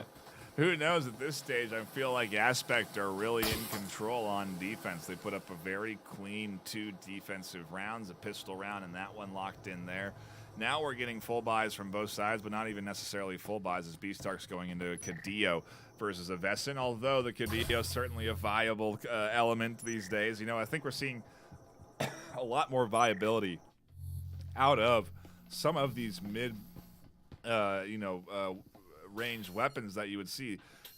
The partial buys starting to seem like less of a free round, you know, in my opinion. And I feel like these teams got to be approaching squads that are partial buying or even ecoing with just a little bit more caution, because anything can happen, as we've seen already today. You know, you're not safe off of a partial buy or eco-rounded opponent. You really got to be on your game at all points. And, well, interestingly enough, even with the 2 wins in a row, we are still seeing a Canuck buy coming through from Aspect, with Gizmo picking that up. Yeah, Gizmo there. We can see Gizmo trying to deny any type of push, but I don't understand that point of the frag grenade. You essentially just threw, all right, I think $200 or $400 away, as I think that it would have been a good entry denial, but I don't know why you would kind of use it at the start unless you know the location of where they're gonna push. Well, guesswork and really just trying to get that little bit of extra advantage. You know, Maybe sometimes if you can, maybe you I'm know. just being a bit. Maybe I'm just you know, a bit lost. Maybe they just wanted info. Yeah. Who knows? Although Gizmo's on that Canut, we could see it again. Yeah, they really could. They've got it in hand. They're on the short corner. They could easily swing out onto the stairs if the opportunity presents itself. At least that certainly seems to be the plan. And there they are, popping out. They see Tech9 with a pistol in hand. But there's plenty full more control. here to Nade ends up defend. short. That's a good nade. Oh, smoke. Gizmo could work with this. Smoke grenade there to block to deny it, but look at the sprays coming in. Angel's actually on critical HP, but Angel already used his stim, so that he's gonna be out for a while before he's able to go back in. But Red able to spot a couple of these tripwires, pushes in. Gizmo finds one. Gizmo gets a second with the Canine. This might be the best gun. This could be the best gun ever. It might be even better than the Vezin. We probably just maybe blindsided it, as that's also the EMP down. Nobody ever knew, but now they do. Gizmo absolutely finding clutch kills. B-Stark, J-Huey, and Hotline are all that's left, and B-Stark with only a slice of HP and a Cadillo in hand. Not exactly ideal for pushing a Canut on short corners, so they won't be pushing anytime soon. It's going to come down to Hotline and J-Huey working together, but if Hotline drops down, they'll be vulnerable to Solo, who's ready and waiting. Yeah, and so I think if Solo were play a little bit more cautious. Actually, no, I think Solo could play a lot more aggressive, as now the flashbang is going to come in, as Gizmo does get spotted, as the Beast right there with that Cadillo. And another fun fact, Cadillo got buffed during this patch. So the recall is a lot less, and it's a lot more controllable. Maybe it's a lot more good on these force buys, as Hotline tries to drop, immediately shut down by Solo. As it's down to a 3v2, B-Stark falls as J-Huey finds one, but with no stim and just a Vez in hands and only 20 seconds, I think you might as well just save the gun. Yeah, that seems to be the play. Every point matters, every dollar matters, every round matters when it comes to Season 2. And J-Huey's going to hold on to this rifle in the 1v2, not try and challenge or get over aggressive. They'll allow the round to go into Aspect's hands, and at this stage, I really do feel like Aspect's the team pushing closer and closer to possibly scooping up this map win. I mean, they're certainly still down, but they managed to take a lead on Arctic. I get used to saying that. On Arctic, but they didn't end up getting that win. I wonder if they can manage to come back here and take a lead on Hideout. The lead obviously would put them at map point as well, so it's not a lot of wiggle room with what they've allowed AESIR to secure with those 5 points already. Still, though, the opportunity's there, and this one's going to be big because this is the full buy from AESIR. If they lose this, they're going to be in a very bad spot going into the next round. I think they'll have enough consecutive loss bonus cash to buy for a full buy, but it won't necessarily be a full buy. They won't have all of the bells and whistles of utility and health syringes to go along with any rifles that they do manage to pick up. So we'll have to see how the AESIR round goes here. Again, a big one for this AESIR squad if they want to get closer to that chance of locking in a first map win. Yeah, and hopefully, you know, with that drone, they're able to find at least one piece of information. They do spot one of the static fields, but they need to start to clear out the roams, as stat information is the only thing they get with the player of Full Gravy just immediately shutting down that drone. But there is no type of following up information, as Solo is still on that alert. It's the side of AESIR have no idea that it's there, but maybe they could have that gut feeling. It's happened multiple times, but still, AESIR are still trying to make their way into the building.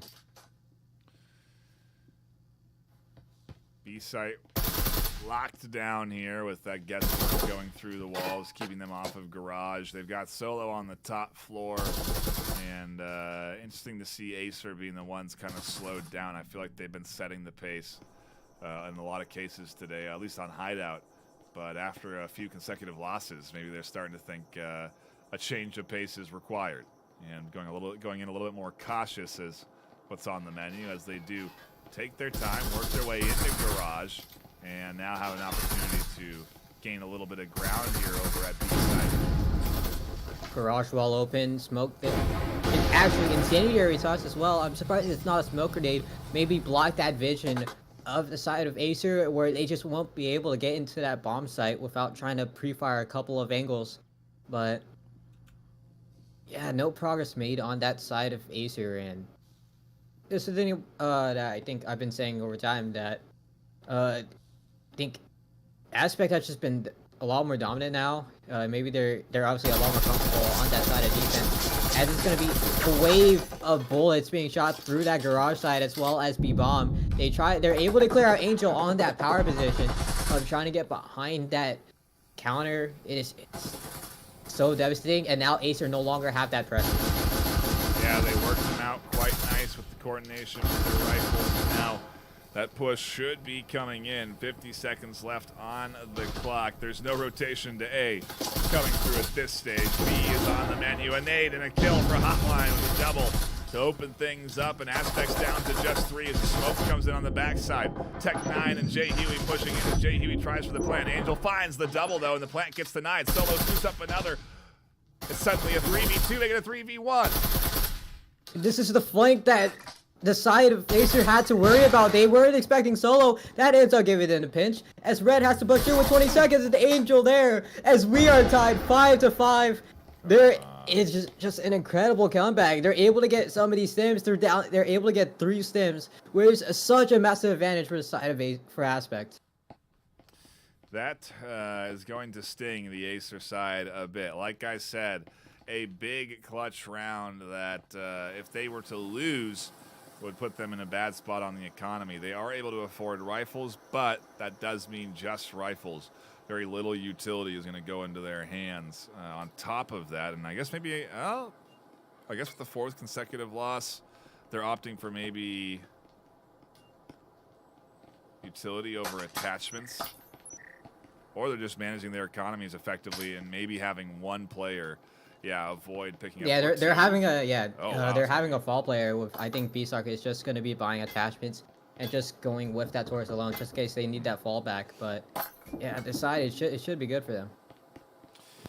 Well, either way, Aspect's looking very comfortable. 3 health syringes in the pockets of the 5 players on Aspect, and plenty of utility to go around on the defensive side. So there's going to be a lot to work through. With AESIR here working into B. They're fortunate that that wall opens right up to sight. And so that is a very enticing avenue to take, but it's often well defended. Yeah, and the side of AESIR, they're going to be starting to approach.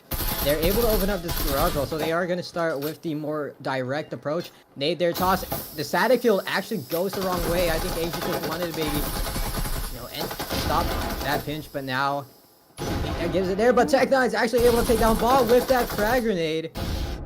Trying to clear it out. Now look at the utility dump coming in from both teams. They want to try and land this cross. Tech9 gets in, but the smoke falls. This flashbang as well does not land, only lands on Gizmo, but you have to take out Angel. He's the one defending the site. He's able to just deny this push into Garage. Yeah, he's holding things down right now, and Tech9 going down. What is the play here for AESIR? It almost seems like it's going to be a rotation off of that initial entry point, maybe a shift up to the hatch drop and try and take control of the basement space and then work from there. They got Solo and a door blocker to worry about, though, and Solo is tucked in and waiting. They'll rotate off, recognizing that risk, and instead take the other side, defending from the opposite end of that doorway.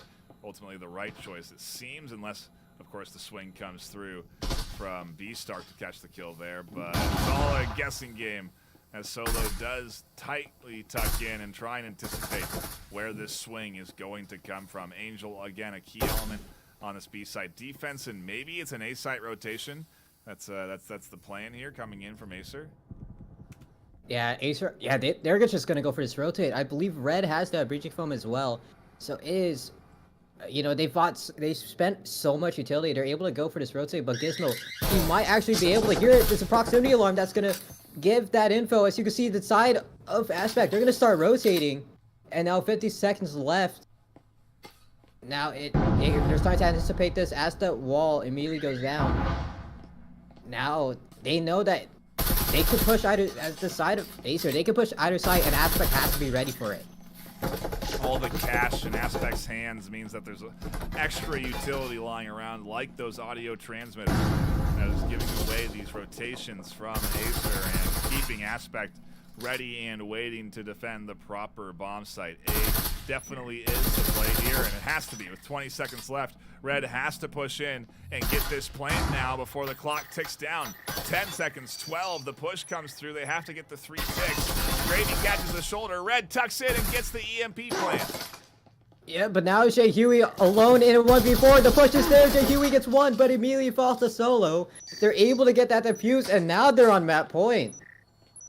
Aspect on a massive comeback for map number 2. They just needed a familiar space to go to finally get the lead and go to map point 6-5, the final round coming up here. And so far, Heritage, I couldn't have asked for anything better, right? I mean, we are getting the maximum amount of rounds you can play in a series right now across these first 2 maps. We've got tons of people tuning in, hanging out, and enjoying the action this afternoon. And a big shout out to everybody stopping by. Quite frankly, I'm not seeing enough thumbs ups and likes on the stream, so we need everybody to get to it and start liking the broadcast, because how could you not like what you're seeing this afternoon? Heritage, log in and like the broadcast. I need thumbs up coming in, okay, on the YouTube side. Subscribe if you haven't already, and come back for more, because this is just the start of a fantastic Season 2 with a live in-person LAN event finals on the line for the top 2 North American teams. The excitement is here today, Heritage, and I couldn't be happier with these matches with these rounds that we're getting delivered. Yeah, I couldn't be more sad. This is only week 1. I could just imagine what it'll be in those final weeks, where the games are starting to get a lot more closer, and that race to playoffs and the race to LAN. It is something that I really can't miss.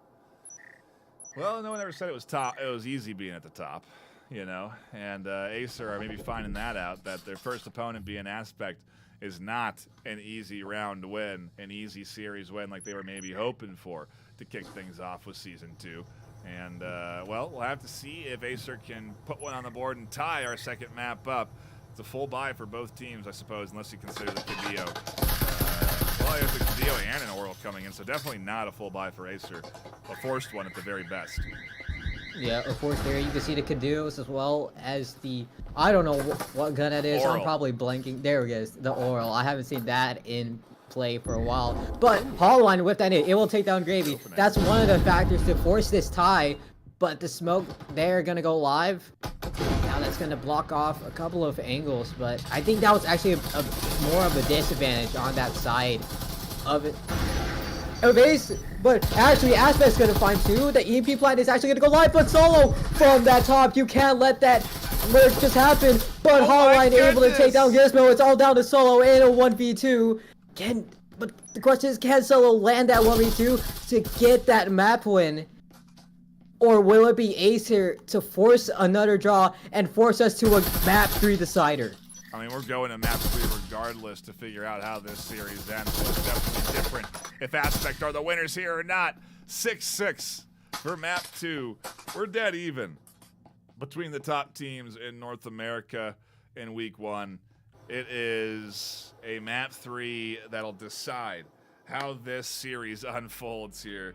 I mean, Heritage, come on. What are we doing here this afternoon? What a start to Season 2. If there was ever an omen or an indicator of, things being off to a good start, this is definitely it this afternoon with, again, Aspect and AESIR absolutely battling it out to the last tooth and nail, quite frankly.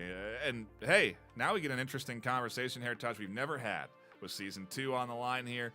What is map 3 going to be? We don't actually know. We don't know. What do you think? Skyscraper or factory? No, factory.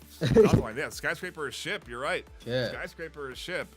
Both choices kind of volatile, depending on what side you're starting on. Now, I think for me, but it would be funny if we did go to Skyscraper, because then all that hope from the 5-1 back in Hideout, the 3-3 in Arctic, we could see a full 6-0, but I do believe realistically we could see ship as a factor.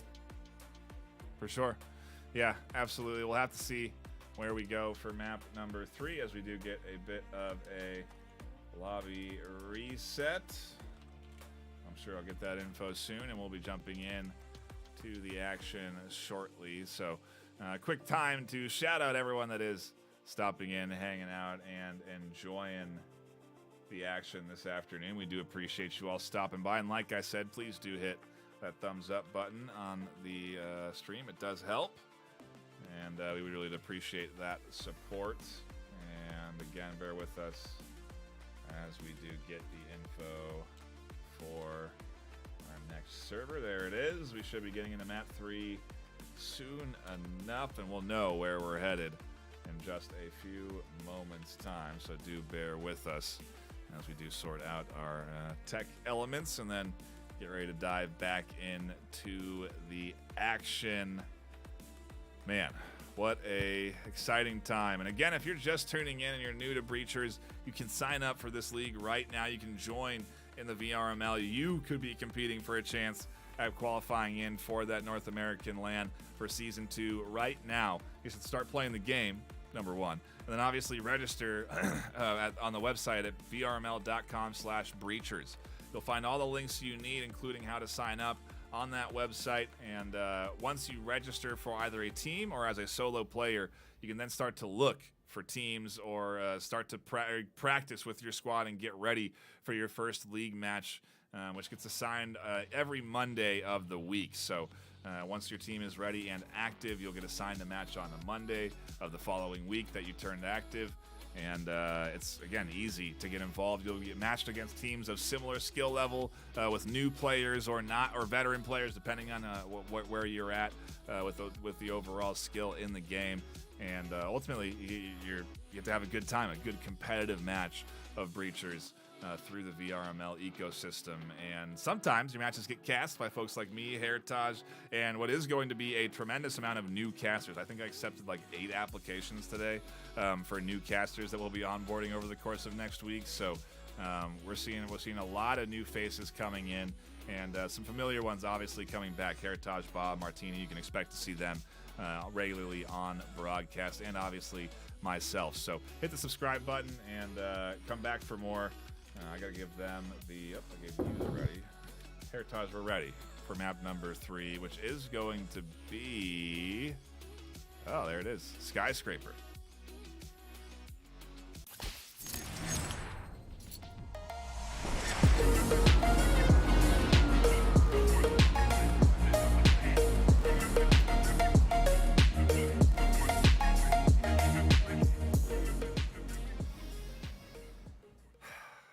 And we are back into the action for map number 3, the final map of a crazy opening season series between Aspect and AESIR. 6-6 map 1, 6-6 map 2. Heritage, are we anticipating? I think quite frankly, I'm expecting 5-1 and then another. 5-1 to another 6-6. Yeah. What do you expect? We go 18-18 final score.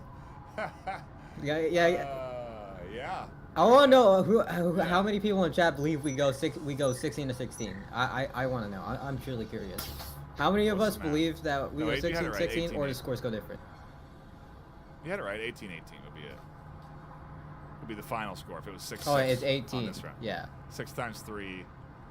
I know math. I don't know. We're casters. We don't do math. We get the data provided for us. We do. We get that provided for us through the API and from our fantastic production team, who we do appreciate with all the hard work that they put in. And well, into the rounds we go. Round number 1, map 3, the final round of this series to kick off season 2. We're going to ask for a better opening and more exciting opening here as Skyscraper starts to unfold, and the B site seems to be where the play is coming through. Yeah, they're able to start that breaching fall. But the nade there, Tech9 tries to rush in, but didn't realize the grenade there to end that run short. He was about to run a marathon, but ended up going for a sprint. It's now Solo on that lurk, finding red. It's actually going to be a double lurk as Gizmo's able to find Hotline. J Huey rushing in, able to find Gizmo, does get that second. Now down to a 2v3, the shots there. We see Determined Fear trying to find at least one pick from that hallway. But the EMP is actually on the barricade wall, but it's actually going to be defended by Bot. Yeah, Bot is here holding things down. J Huey is on the short corner, though, and they'll catch Bot unexpected. Bot was not ready for someone to be inside sight. And a big kill there from Determined Fear. We'll put a 1v1 and a trip mine. Was that a nade? A trip mine? That was a trip mine. I think that was a trip mine. Where was it? Was it on the... I think it was... I think it was against this wall. And what a weird place to put a trip mine. But it works, and it catches a huge kill that locks the round in for Aspect. The late game trip mines, those are deadly. You are in these 1v1s, 2v2s, and then all of a sudden you're in a 0v2 because you didn't clear your corner. Man, that was a cliffhanger of a round. It was a 1v1, went to a 0v1 because the wall wasn't cleared. I mean, but that's not a wall you would normally clear either. That's a pretty odd. It is an off angle, like, yeah. Just how weird Aspect has been playing this entire series. It ended up, throwing off AESIR a bit. Usually the strats from most top teams. Aspect shifted the other way, and it ends up, they are able to force these 6-6, and it ends up working well for them against AESIR as well. Yeah, I know. The best opponent that they, well, maybe not. Again, who's to say that AESIR is going to be the best team or the #1 team in Season 2? I suppose AESIR would tell you that. But that's to be determined, obviously. A fresh season, a fresh start. Aspect definitely looking to be a team to beat, as they are giving our Season 1 champions a run for their money here with an early lead. And maybe the first time they've had an early lead that gets amplified with Gizmo finding an early kill for a 5-4 in round 2. A kill early off into that bathroom there. Breaching Foam tossed to red. So they're going to be starting this up, but Gizmo's camping in that Valen does take a bit of chip damage as well. Grenade toss, but that's going to give Old Gravy clear to just try and maybe push up. But that bathroom wall is going to open and ends up giving a new sideline. Tech9 there opening up that window as well. I think it's just one more Breaching Foam to maybe... They can maybe try and make this attempt to go for that other wall inside of B site and fully expose this B bomb site and make it very, very difficult for the side of Aspect to maybe play retake. Just a wall separating these two, as Gravy also holding things down. Angel finally finds a kill that comes through and opens things up, and Gravy will peek out for a kill themselves into the bathroom. Getting rid of this AESIR attack, it forces J Huey back, and Tech9 fortunately able to scoop up Gravy, getting a bit over aggressive, and I'm just now noticing the double rifle buy coming through from the back end with Angel and Solo holding things down on site. Yeah, you want these two rifles, especially on this bomb sites where it is just easy to just walk in, get a plan, and it's very, very difficult to retake as well. So those Vezins make it very, very easy to just maybe stop that push, maybe get rid of that entry to, get that EMP plan, and it does give you a bunch of extra cash. Aspect taking the risk and reaping the rewards so far. The duo here caught into a bit of a tough spot with EMP down and seemingly unretrievable. They've rotated over to A site. Maybe try and draw this Aspect team away from where that EMP is. And, they run into a little more resistance. They're expecting. Solo finds one for their troubles, or goes down, excuse me. Angel finds one for their troubles, and it's still in the favor of Aspect with J Huey alone with a Spectral in hand, trying to clutch up a 1v3. A 1v3, but not expecting Angel to odds J Huey and easily a second round for the side of Aspect. They got to be feeling good here. It's the perfect start for Skyscraper, but of course, Skyscraper lending It's itself to the Skyscraper. defense. It's Skyscraper. Yeah, It is a really very does. unique map. Hard to get offensive rounds in the books, to say the least. Takes a bit of luck and the right strategy to go your way, and maybe they'll find it here with our top floor objective. AESIR on the attack and able to full buy as well, or at least pick up rifles across the board.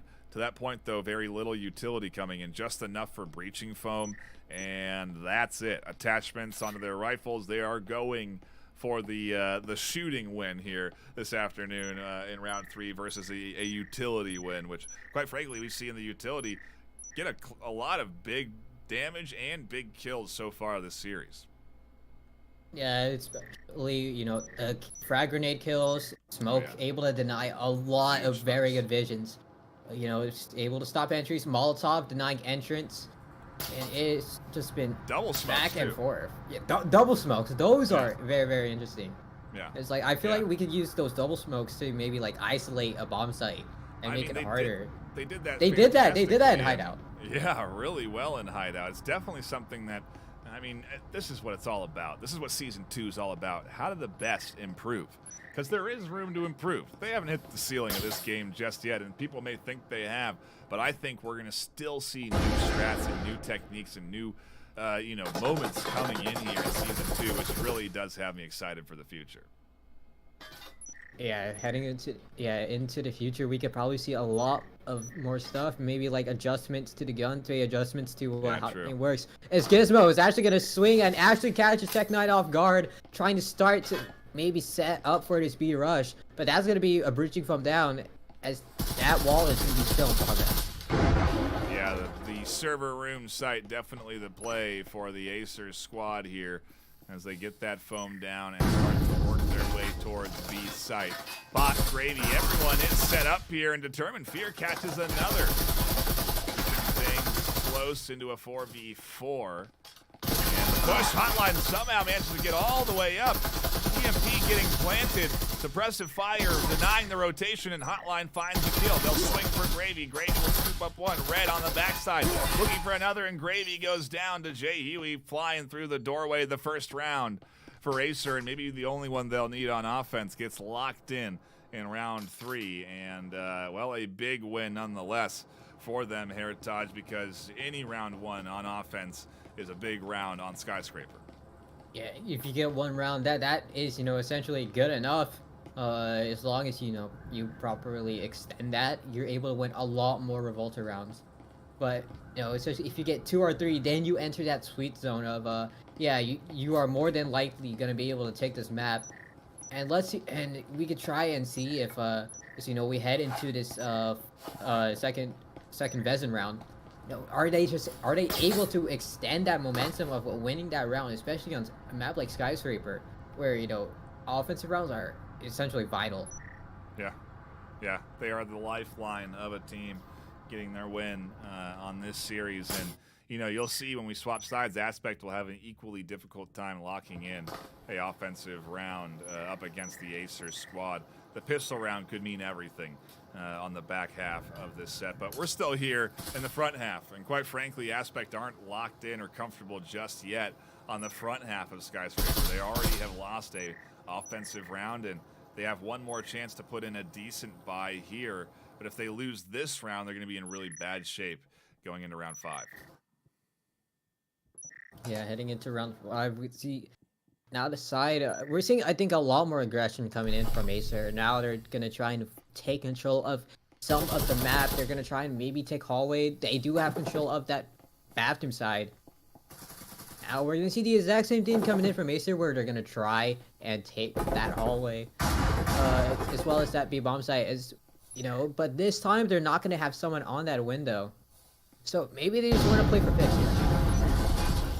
Double breach opening up here. Solo catching the first kill. Gizmo tucked in with the Omen.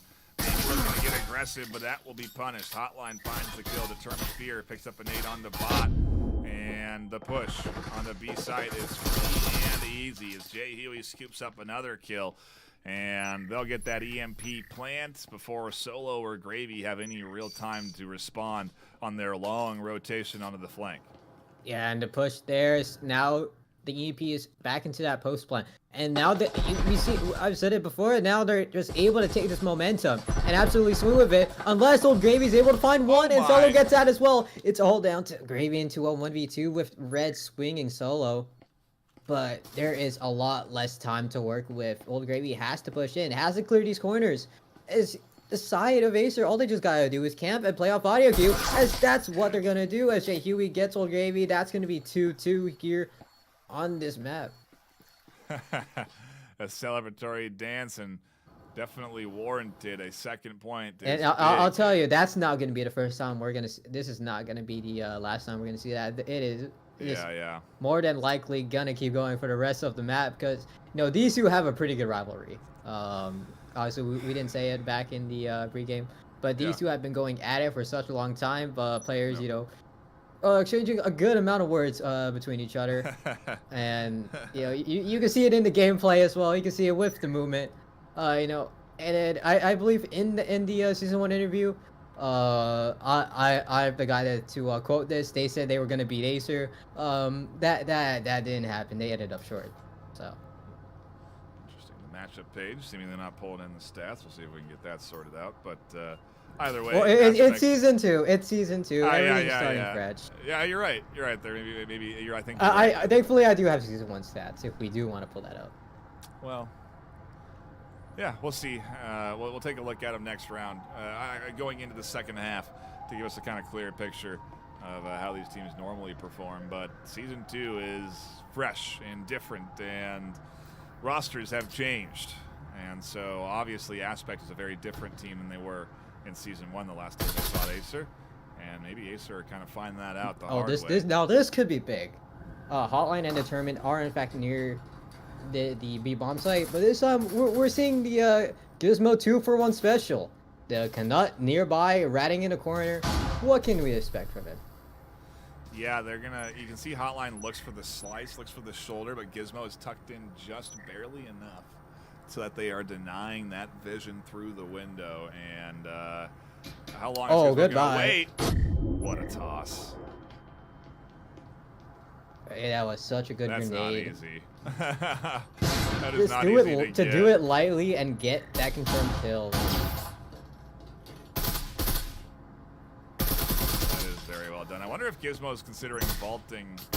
No, I don't think he can vault that corner. Yeah, he can't. But they are tucked in now and waiting for when this door does get opened up.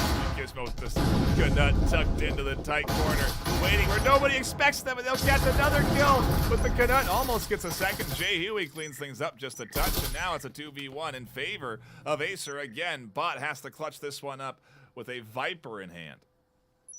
Viper in the hand, and then a 2v1. Jay Huey is just lurking there, and with the Vezin, the gun difference is there. There it is again. It's going to be 2-3. And AESIR are just stomping, especially on the offense side. Yeah, these are 3 huge rounds for AESIR. You think about how Aspect's going to have to accomplish the same goal when they go on the attack, and it is not an easy feat. AESIR will not make it an easy one. And if anything, this can keep kind of snowballing at this stage. What's the buy? It's going to be partial for Aspect. It's going to be it has to be a force. It has to be. Well, I know, but yeah, it's not going to be a full buy. To the point. I don't think they're going to get 4 rifles. No, I'm pretty sure they will get 5, and they might be able to. Okay, Bot does buy. I was wondering if Bot was going to go with a lesser rifle and help Kid out with utility and stuff, but they're going full rifles on the Aspect side here for the final round of this first half. They're definitely relying on their shooting skill to be the element that determines their win here and ties this first half up. Still, what a crazy! I mean, I don't even know. We're saying Aspect's going to have a tough time attacking, but quite frankly, with Season 2, I'm uncertain. I don't know what Aspect's going to look like on the attack, and maybe they'll be able to put up a good contest. It's all to be determined as we get into round number 6, and the drone gets shot down before the rest of AESIR push their way in. Smoke there to maybe deny an overall angle, but I'm surprised that they just look at that. They don't have map control. Aspect don't have it, and look what happens. They end up losing one, but it doesn't matter. Flash being tossed into that A bomb site, but then they there has to force old Gravy out of position. It does take a bit of chip damage, but they're gonna be starting to set up for this wall here. I just noticed it shows a blind icon over the player name when they're flashed. That's kind of cool. Maybe that's wow. I think it's been there since like season 1 or no preseason, and you just realized. Crazy. Wow. Not a lot of flashes get thrown. All right. Well, now we're seeing it in this season. We certainly are. A double flash there, one that blinds bot, but not Gravy, and ultimately doesn't lead into a push onto site. EMP is down, and there's only 3 left on the attack. They do not want to let this slip through their fingers. The 4-2 is so close, and so things have slowed down a little bit for the trio of Hotline, Jay Huey, and Determined Fear. Yeah, and in a 4v3, you do have that EMP available as well. But the question is, how are you able to make this overall approach onto the A site, especially when you're a player down?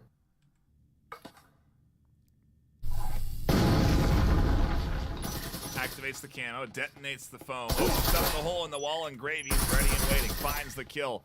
2 come in from Hotline and Jay Huey, and it's a 2v2, a little over-aggression from Aspect, ending up hurting them a little bit there. Maybe not necessarily over-aggression. Hotline just flying in through that doorway and finding no kills, and now finding Gravy, finding Gizmo. No, Gizmo finds the double themselves and clutches it for Aspect to tie up the first half. And it is a full tie, but a really good showing from AESIR, you know, able to get into that 3-3 half when it is a lot more expected to, you know, expect maybe a 4-2, a 5-1, 6-0, but a 3-3 is such a strong offense. And I know we said this before, but I do have stats from season 1.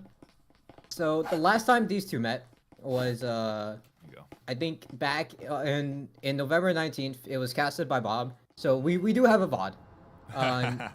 Hideout was not played between these two teams. It was mostly it was Factory, Hideout, and Ship, but all of those have been close. 2 of those maps have been to round 12. Wow. Jeez, I mean, they were fighting close before roster changes, and I guess it's more impressive than anything, Heritage, that even after a roster shakeup, they are doing as well as they are against AESIR. It's an indicator, obviously, that Aspect are not a team that's coming in any weaker into Season 2. Obviously, a strong pickup merging in with some of the F3 players and ultimately contesting again the #1 team from Season 1. So certainly a good series here. Nothing to discredit just because they didn't get a solid defensive half on Skyscraper. But we'll see how they attack here as the pistol set opens up. And they are a bit vulnerable here in the center. I hope someone on the side of Aspect tells them that A is kind of open. You only have 1 defender on A. The rest are lurking. As you see the window right there. So now you can start to see this rotate. So now the wall is open. That denies that line of sight. Frag grenade toss. Make that double. But it ends up short. But it actually finds Angel that tries to walk down that stairway. Now Jess has to make this peak. But now there's 3. Hotline tries to push it. Now, actually, no, Jess is going to swing in. Hotline finds 1. Jess gets 2. But the flank from behind. Determined Fear in 1v2. But he runs out of ammo. That's going to be Aspect to get that first round on the offense. That's huge. The first round is vital. It's an EMP plant on the board, a round win in their pockets, and they are now set up to do what AESIR did to them and put at least 3 offensive rounds on the board to take this map. We're headed to a 6-5, 5-5, 6-6 final here for map number 3. There's very little doubt in my mind at this stage. Aspect are going to invest, and I guess if there was ever a time, Heritage, it's now. The final half of the final map in a best-of-3 series. Double rifle buy on the attack. A bit risky. Yeah, a lot more risky, but it does make sense. They want to extend that lead. They want to, you know, have any type of advantage before they head into that Vezin round. So you know, maybe they want to go up by 2 rounds before, you know, they expect to, you know, fully go even. And every single time it's been fully kitted Vezins, thing, especially, you know, not these matches, but in a lot more top tier matches, it went the way of the Revolters. So yeah, it does make sense for an anti-eco as well as the half buy coming in from Aspect. Another big round.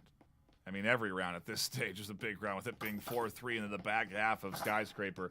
Who knows how we're going to unfold this thing, but Aspect are certainly doing their best to put another one on the board here as they work their way through, with Drone Work leading the charge and taking control of the radio room. The question is, are they going to do their due diligence and watch for that potential flank that is developing, with Red there slowly creeping and crawling around to the back end of this offense? You know, I'm not sure if they have it. I'm not sure if the read or the feeling is there. They're just gonna make this advancement, just able to find Hotline. But I think that's gonna force Red to make that pinch. They're gonna start this. Acelo's gonna start up to set up for this pinch and this push overall. Determined Fear able to find Jess, but immediately falls. But now the flank's gonna come in. Red able to find Gizmo, as now they realize that there's gonna be at least a minimum of 2 players onto this bomb site. Stacked up Aspect has to move. They can't linger long. A self flash there onto Jay Huey slows things down just a touch, but not before Old Gravy finds some kills. The plant coming through. They'll get shot from the back. And it's up to Gravy and Angel to try and clutch this thing. Jay Huey's here. They drop for a beautiful shot. Gravy swings, getting slowed down by the static emitter, and Slowly Damage has to focus their attention to it. Still on A. Still full AP. Looks for the double and can't transfer. He lost the Pheasants! Huge kill. It's a huge kill, and Jay Huey and Red come out with Vezins on top. Red can't believe it. They're probably screaming louder than we know, and they've got a massive round in their hands. 4-4 in the back half of map 3. It was such a vital round for Acid. They invested so much, but the fact that they weren't able to clear that flank, it added that pressure that they never expected until it was too late. They lose Gizmo, they lose an extra attacker where they could have potentially have taken that bomb site. Maybe if they played a little bit quicker, they could have prevented that. But it was that overall flank and that decision to, you know, be a lot more disciplined from Red that ended up turning that round. What a fight. What a battle. Oh, man. I need to get some hydration over here off of a round like that. What is the economy like for Aspect? It's not as bad as I thought it would be. 3 rifles isn't too bad. Yeah, 3 Vezins. It's not bad, but I kind of wish maybe 4 would have been okay, but I think 3, especially against fully kitted Vezins, where AESIR is just, they also have a bunch of utility to work with. It is just going to be a lot more difficult for the side of Aspect. I'm just now seeing there, identified by the folks in chat, Jess has rotated in for bot on the side of Aspect. I don't know when that happened, but they did.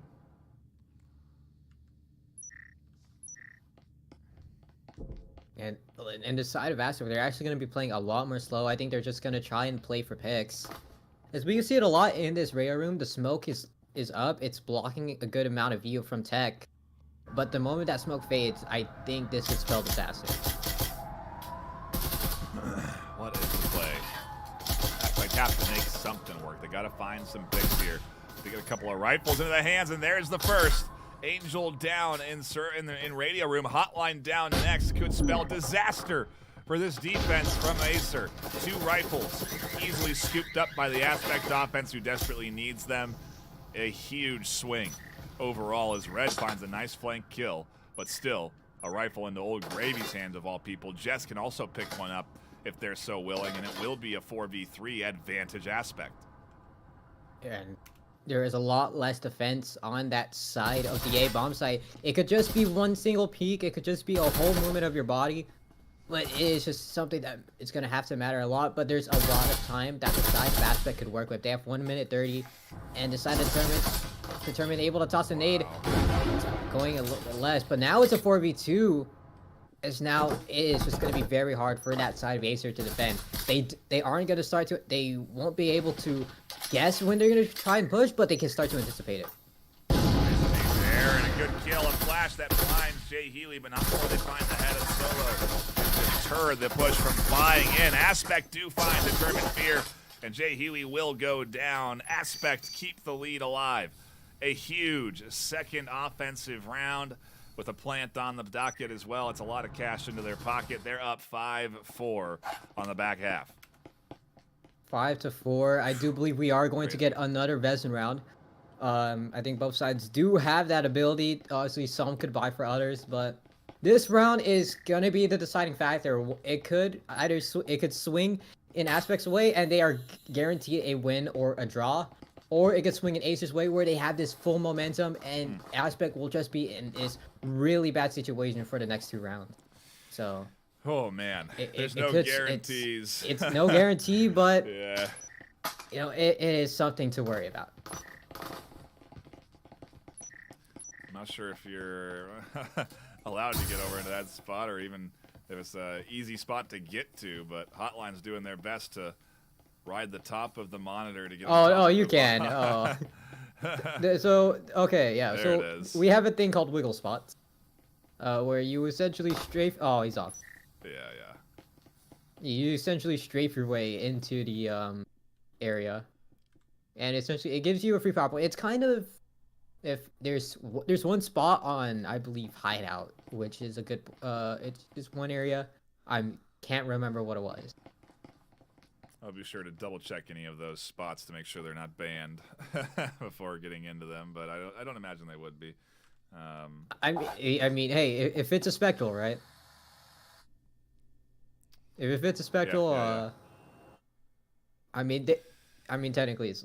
I mean, I don't know. Talk about. I mean, can you talk about the amount of weight that monitor could handle? Oh, jeez. What a great stand. Yeah. We need to get them as sponsors for the VRML. Maybe it's a HyperX stand. That would make sense. Yeah, maybe. Yeah, I think it may be a HyperX stand. Yeah, probably is. Maybe a HyperX monitor too. Could be. Hard to tell from this distance, though, and we can't see it now. The push is unfolding here on B site already. Utility and flashes coming in, and Hotline's doing a bit of deterrent. Red finds a huge flank up the stairs for a double to the backs of 2 Aspect attackers, and that puts AESIR into a comfortable 5-3 advantage. Red will drop back to defend off of that successful peak. And this is what we've been talking about. You let that flank happen, you end up creating this pressure. They haven't been able to clear out Red, which is arguably one of the main key factors, as now the Determined's going to be attempting that second pinch as well. So Nate there end up a bit short. But now Determined has made his way into that main area. So now there's not only pressure from the forward angle, but now they have to worry about this flank. Good pickup from Jess. They're looking for the second. Hotline's there, and Jess has a slice of HP. They need support from Gizmo and the rest of the team as they come pushing in. The back end flank comes through, and the final kill connects for Determined Fear with a double to lock in. Another round for AESIR. 5-5, map 3. It continues to stay close.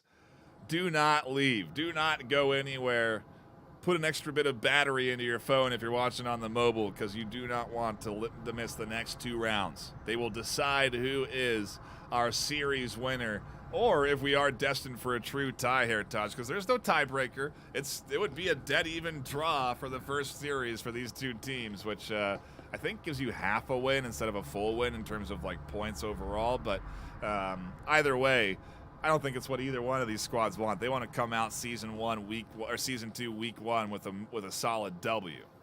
Yeah, they just want to start it off with a win against, you know, one of the top teams in Breachers.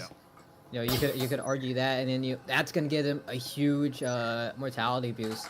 Yeah. Well, it's confidence knowing, hey, every week we know, you know, we could beat these teams. We're gonna beat said team. We could beat everyone. You know, heading into playoffs, that's gonna be a huge morality boost. What a start, what a stellar opening, and into the action we go for round number 11. Aspect and ACE are all tied up on map 3 if you're just tuning in. And frankly, you could be, because there's more and more folks stopping by to catch the finale of this series, as they should be. A stellar finale at that is what's in store here. And, well, this certainly looks like a AESIR round that should be easy to earn, going up against a limited a kit here on the Aspect side with Jess and Gizmo, the only 2 rifle holders. Yeah, those rifles are gonna have to be the ones that matter so much. You will start to see it in most of these half buys, especially on the offense. You will see a lot of more, you know, the pistol players start to push up first, because they know that Vezin is a lot more powerful, and as long as, you know, they're able to just maybe follow it up, Especially if they take that def, they know that, Yeah. hey, that trade's going to be Yeah. there. They're going to be able to secure that kill. Now we can see the side of Aspect. They're going to be playing a lot more slow. But as always, Red is always lurking.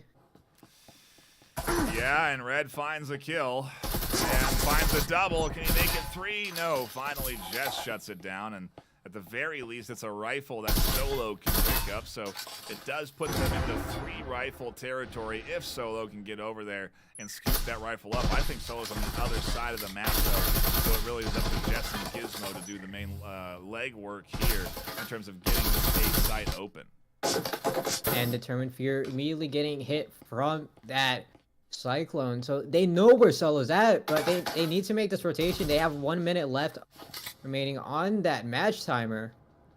But to just maybe deny any type of resistance coming in from that side of AESIR, they're just spraying everything. They know that they have the better guns. It is just a lot more harder on that side of Aspect. I mean, is this maybe an eco round for Aspect? Do you kind of accept the fact that you're going to have a tough one here? I mean, it's certainly hard, right? Because you want the map win, and you have to get this round to get that map win. Yeah, they're going to try and swing through. I'm not sure. Oh, I think they might. Yeah, they might play on this, actually. But I'm not sure if it's, a good call of any. As we can see the side, AJ Huey does spot one, trying to hit that cross. As Gizmo's actually able to block hotline, that makes it even. But it's a collateral from Tech9 Jr. And determined with the confidence of having some players alive behind them. Tech9 flies the corner, catches the kill, and AESIR stare down the barrel of series win here if they can lock in this next point. Up 6-5 in map 3. Aspect not able to full buy, but put up a decent partial buy with Gizmo with the Knut in hand. Now they're going to go Omen. No Knut this time, even though it's been certainly pretty effective. It does have its limited use cases. RMP coming in from A3, and 3 Vezins on the side of Aspect. Wait, hold on. RMP? RCP. RMP. Yeah, that's gonna be. I think next week in new patch. That's no longer RCP. That's RMP. I've gotten it mixed up all season long, so I think I was calling it RCP. Yeah, same thing as how we mixed up Eternity and Infinity. It's all a challenge for us. It is indeed. But yeah, a solid series here. AESIR again, just on the cusp of locking in the entire series win if they can defend one more time. And well, it's, I think, like you said, what the connoisseurs had certainly voted for. There was a lot of folks putting in their votes towards AESIR coming out on top this afternoon. Yeah, it looks like it, but that could be the fall. And pray to your connoisseur votes that they stay at 100%. Hopefully that the 4v5 is possible from that side of AESIR, as Solo is able to take down Red, as that's that main lurker. They no longer have to worry about it, but now they have to worry about this forward pressure coming in from that side of AESIR. They've got a decent setup here, all 5 alive, nice control outside of A. No flank threat that will be coming in, not to their knowledge, of course. Gizmo diligently watching for that flank, as is Solo, and they're going to open up A here. Again, with that 5v4 advantage, Red's flank really ending up... I mean, this is where you see the detriment and the danger of having one of those rotators and flankers extended out there. In the smoke there, trying to find enough time. Grenade as well. Look at the utility usage from both teams. Angel's gonna swing, find one. Jess also finds another as well. Angel's good for 2. As it's all down to Jay Huey in a 1v5, as this could be the full collapse of AESIR. The swing's good. Jay Huey finds 2, but it's gonna be Jess to close it out, and it is a full draw across the maps. It is a perfect 18-18. As that is, you cannot start a week 1 like that. If there is ever a way for us to script and set up a rivalry for a season, Heritage, that's a good one. I would argue it would be to take the #1 team from the last season and have them tie dead even against a close opponent. I mean, come on. 6-6 map 1, 6-6 map 2, 6-6 map 3. Week 1 opening up with a full tie across the board. Connoisseur votes in shambles to open this season off. It is everything you want out of Season 2, quite frankly. And, well, now we've got a story developing here. We got a story for the rest of the month. We got story for the rest of the season. For the rest of the season. When every time they go up against each other is going to be something we're going to want to pay attention to, because quite frankly, there is not yet a winner. We do not have a determined winner for this series this afternoon, and we won't, because well, there's not another map to play. So 18-18 is the final scoreline this afternoon. If you want to see something like this live on stage, buy your ticket right now. Go to vrmasterleague.com/VRMLCon. Get your ticket, get your hotel reservation, limited hotel reservation slots. So you want to get on those sooner than later before they get all picked up. And man, what a exciting time to be getting into VR esports. I think, at least. Maybe it's because I'm helping run it all, but gee, I mean, come on. It's an omen. It's a sign. It's it's VRML, and a lot of these teams are now a lot more closer in terms of skill, and we're gonna be heading to Denver, and it could be a lot more closer than this. Maybe we could end up in these 1vx's, 1v1s to decide, 5 to decide, like a 6-5 on stage, in a way, on stage, clutches. And the nerves maybe kick in, the stage. I mean, dude. Yeah, it is a lot. And and if you're able to, book your tickets, book your flights, drive, get your tickets, get your hotel, come to VRMLCon in Denver in July. You'll be able to see, you too as well. You're gonna see a lot of your favorite casters, some of the people you've met through VRML here in Denver, Colorado, and it's gonna be a pretty big step for VR esports as a whole. Yeah, we are incredibly excited about it, and we're going to be talking about it every broadcast. So get used to the tone of get used to it. Of well, we should do incentives like last year. Who I forgot who was it. I know Offbeat shaved his head. And then yeah. And then who else? I forgot who it was. I'm blanking. I'm sorry, Echo Community. I forgot which caster it was. I'm blanking out, but yeah, we could do some incentives. Maybe if we hit like a certain view count, I'll do something at VRMLCon. But that's for we got like a couple months. We got a couple months. We got a lot of stuff to work towards, a lot of content that we have planned for the YouTube channel. Already, Gibular Bob put out a fantastic article, ghost written, I suppose, by Gibular Bob. Frosty's the one that published it, but Gibular Bob put in the time behind that, and it has a great highlight of what's changed leading into Season 2 and where the roster shakeups have been. Go check it out. It's on the vrml.com/breachers homepage. That's the most recent article posted, and we're looking to do more content like that as well, as long as it's obviously supported by you guys and enjoyed by you guys. So check that article out. Give us your feedback. We'd love to hear it. And if it's something you want to see more of, we'll do more of it. But, man, what a start to Season 2. And a big shout out to everyone stopping by. Hit that thumbs up button. Subscribe to the channel. Come back for more action. This is only the start of the weekend, Heritage. We got a couple of good games lined up. I know there's going to be some more casts this weekend, so keep your eyes peeled on the channel. Week 2 coming up, and, well, there's nothing but Breachers and VR esports to look forward to for several months ahead of us. That'll be it for us here on the desk. Oh, sorry, go ahead, Heritage. Yeah, I will point out we did peak at 100 viewers, Aspect versus AESIR. Huge thank you to all of you for tuning in, especially we got to an 18-18. It couldn't be any closer, and thank you to the chat as well as the people viewing for taking the time to watch us to give you this match, and we're just happy to do it. Absolutely. That'll be it for us here on the desk. My name is Ben Nightfire with 2E's, my co-caster Heritage. We'll see you all this weekend and next week for more Season 2 action, so don't miss it. But until next time, stay classy.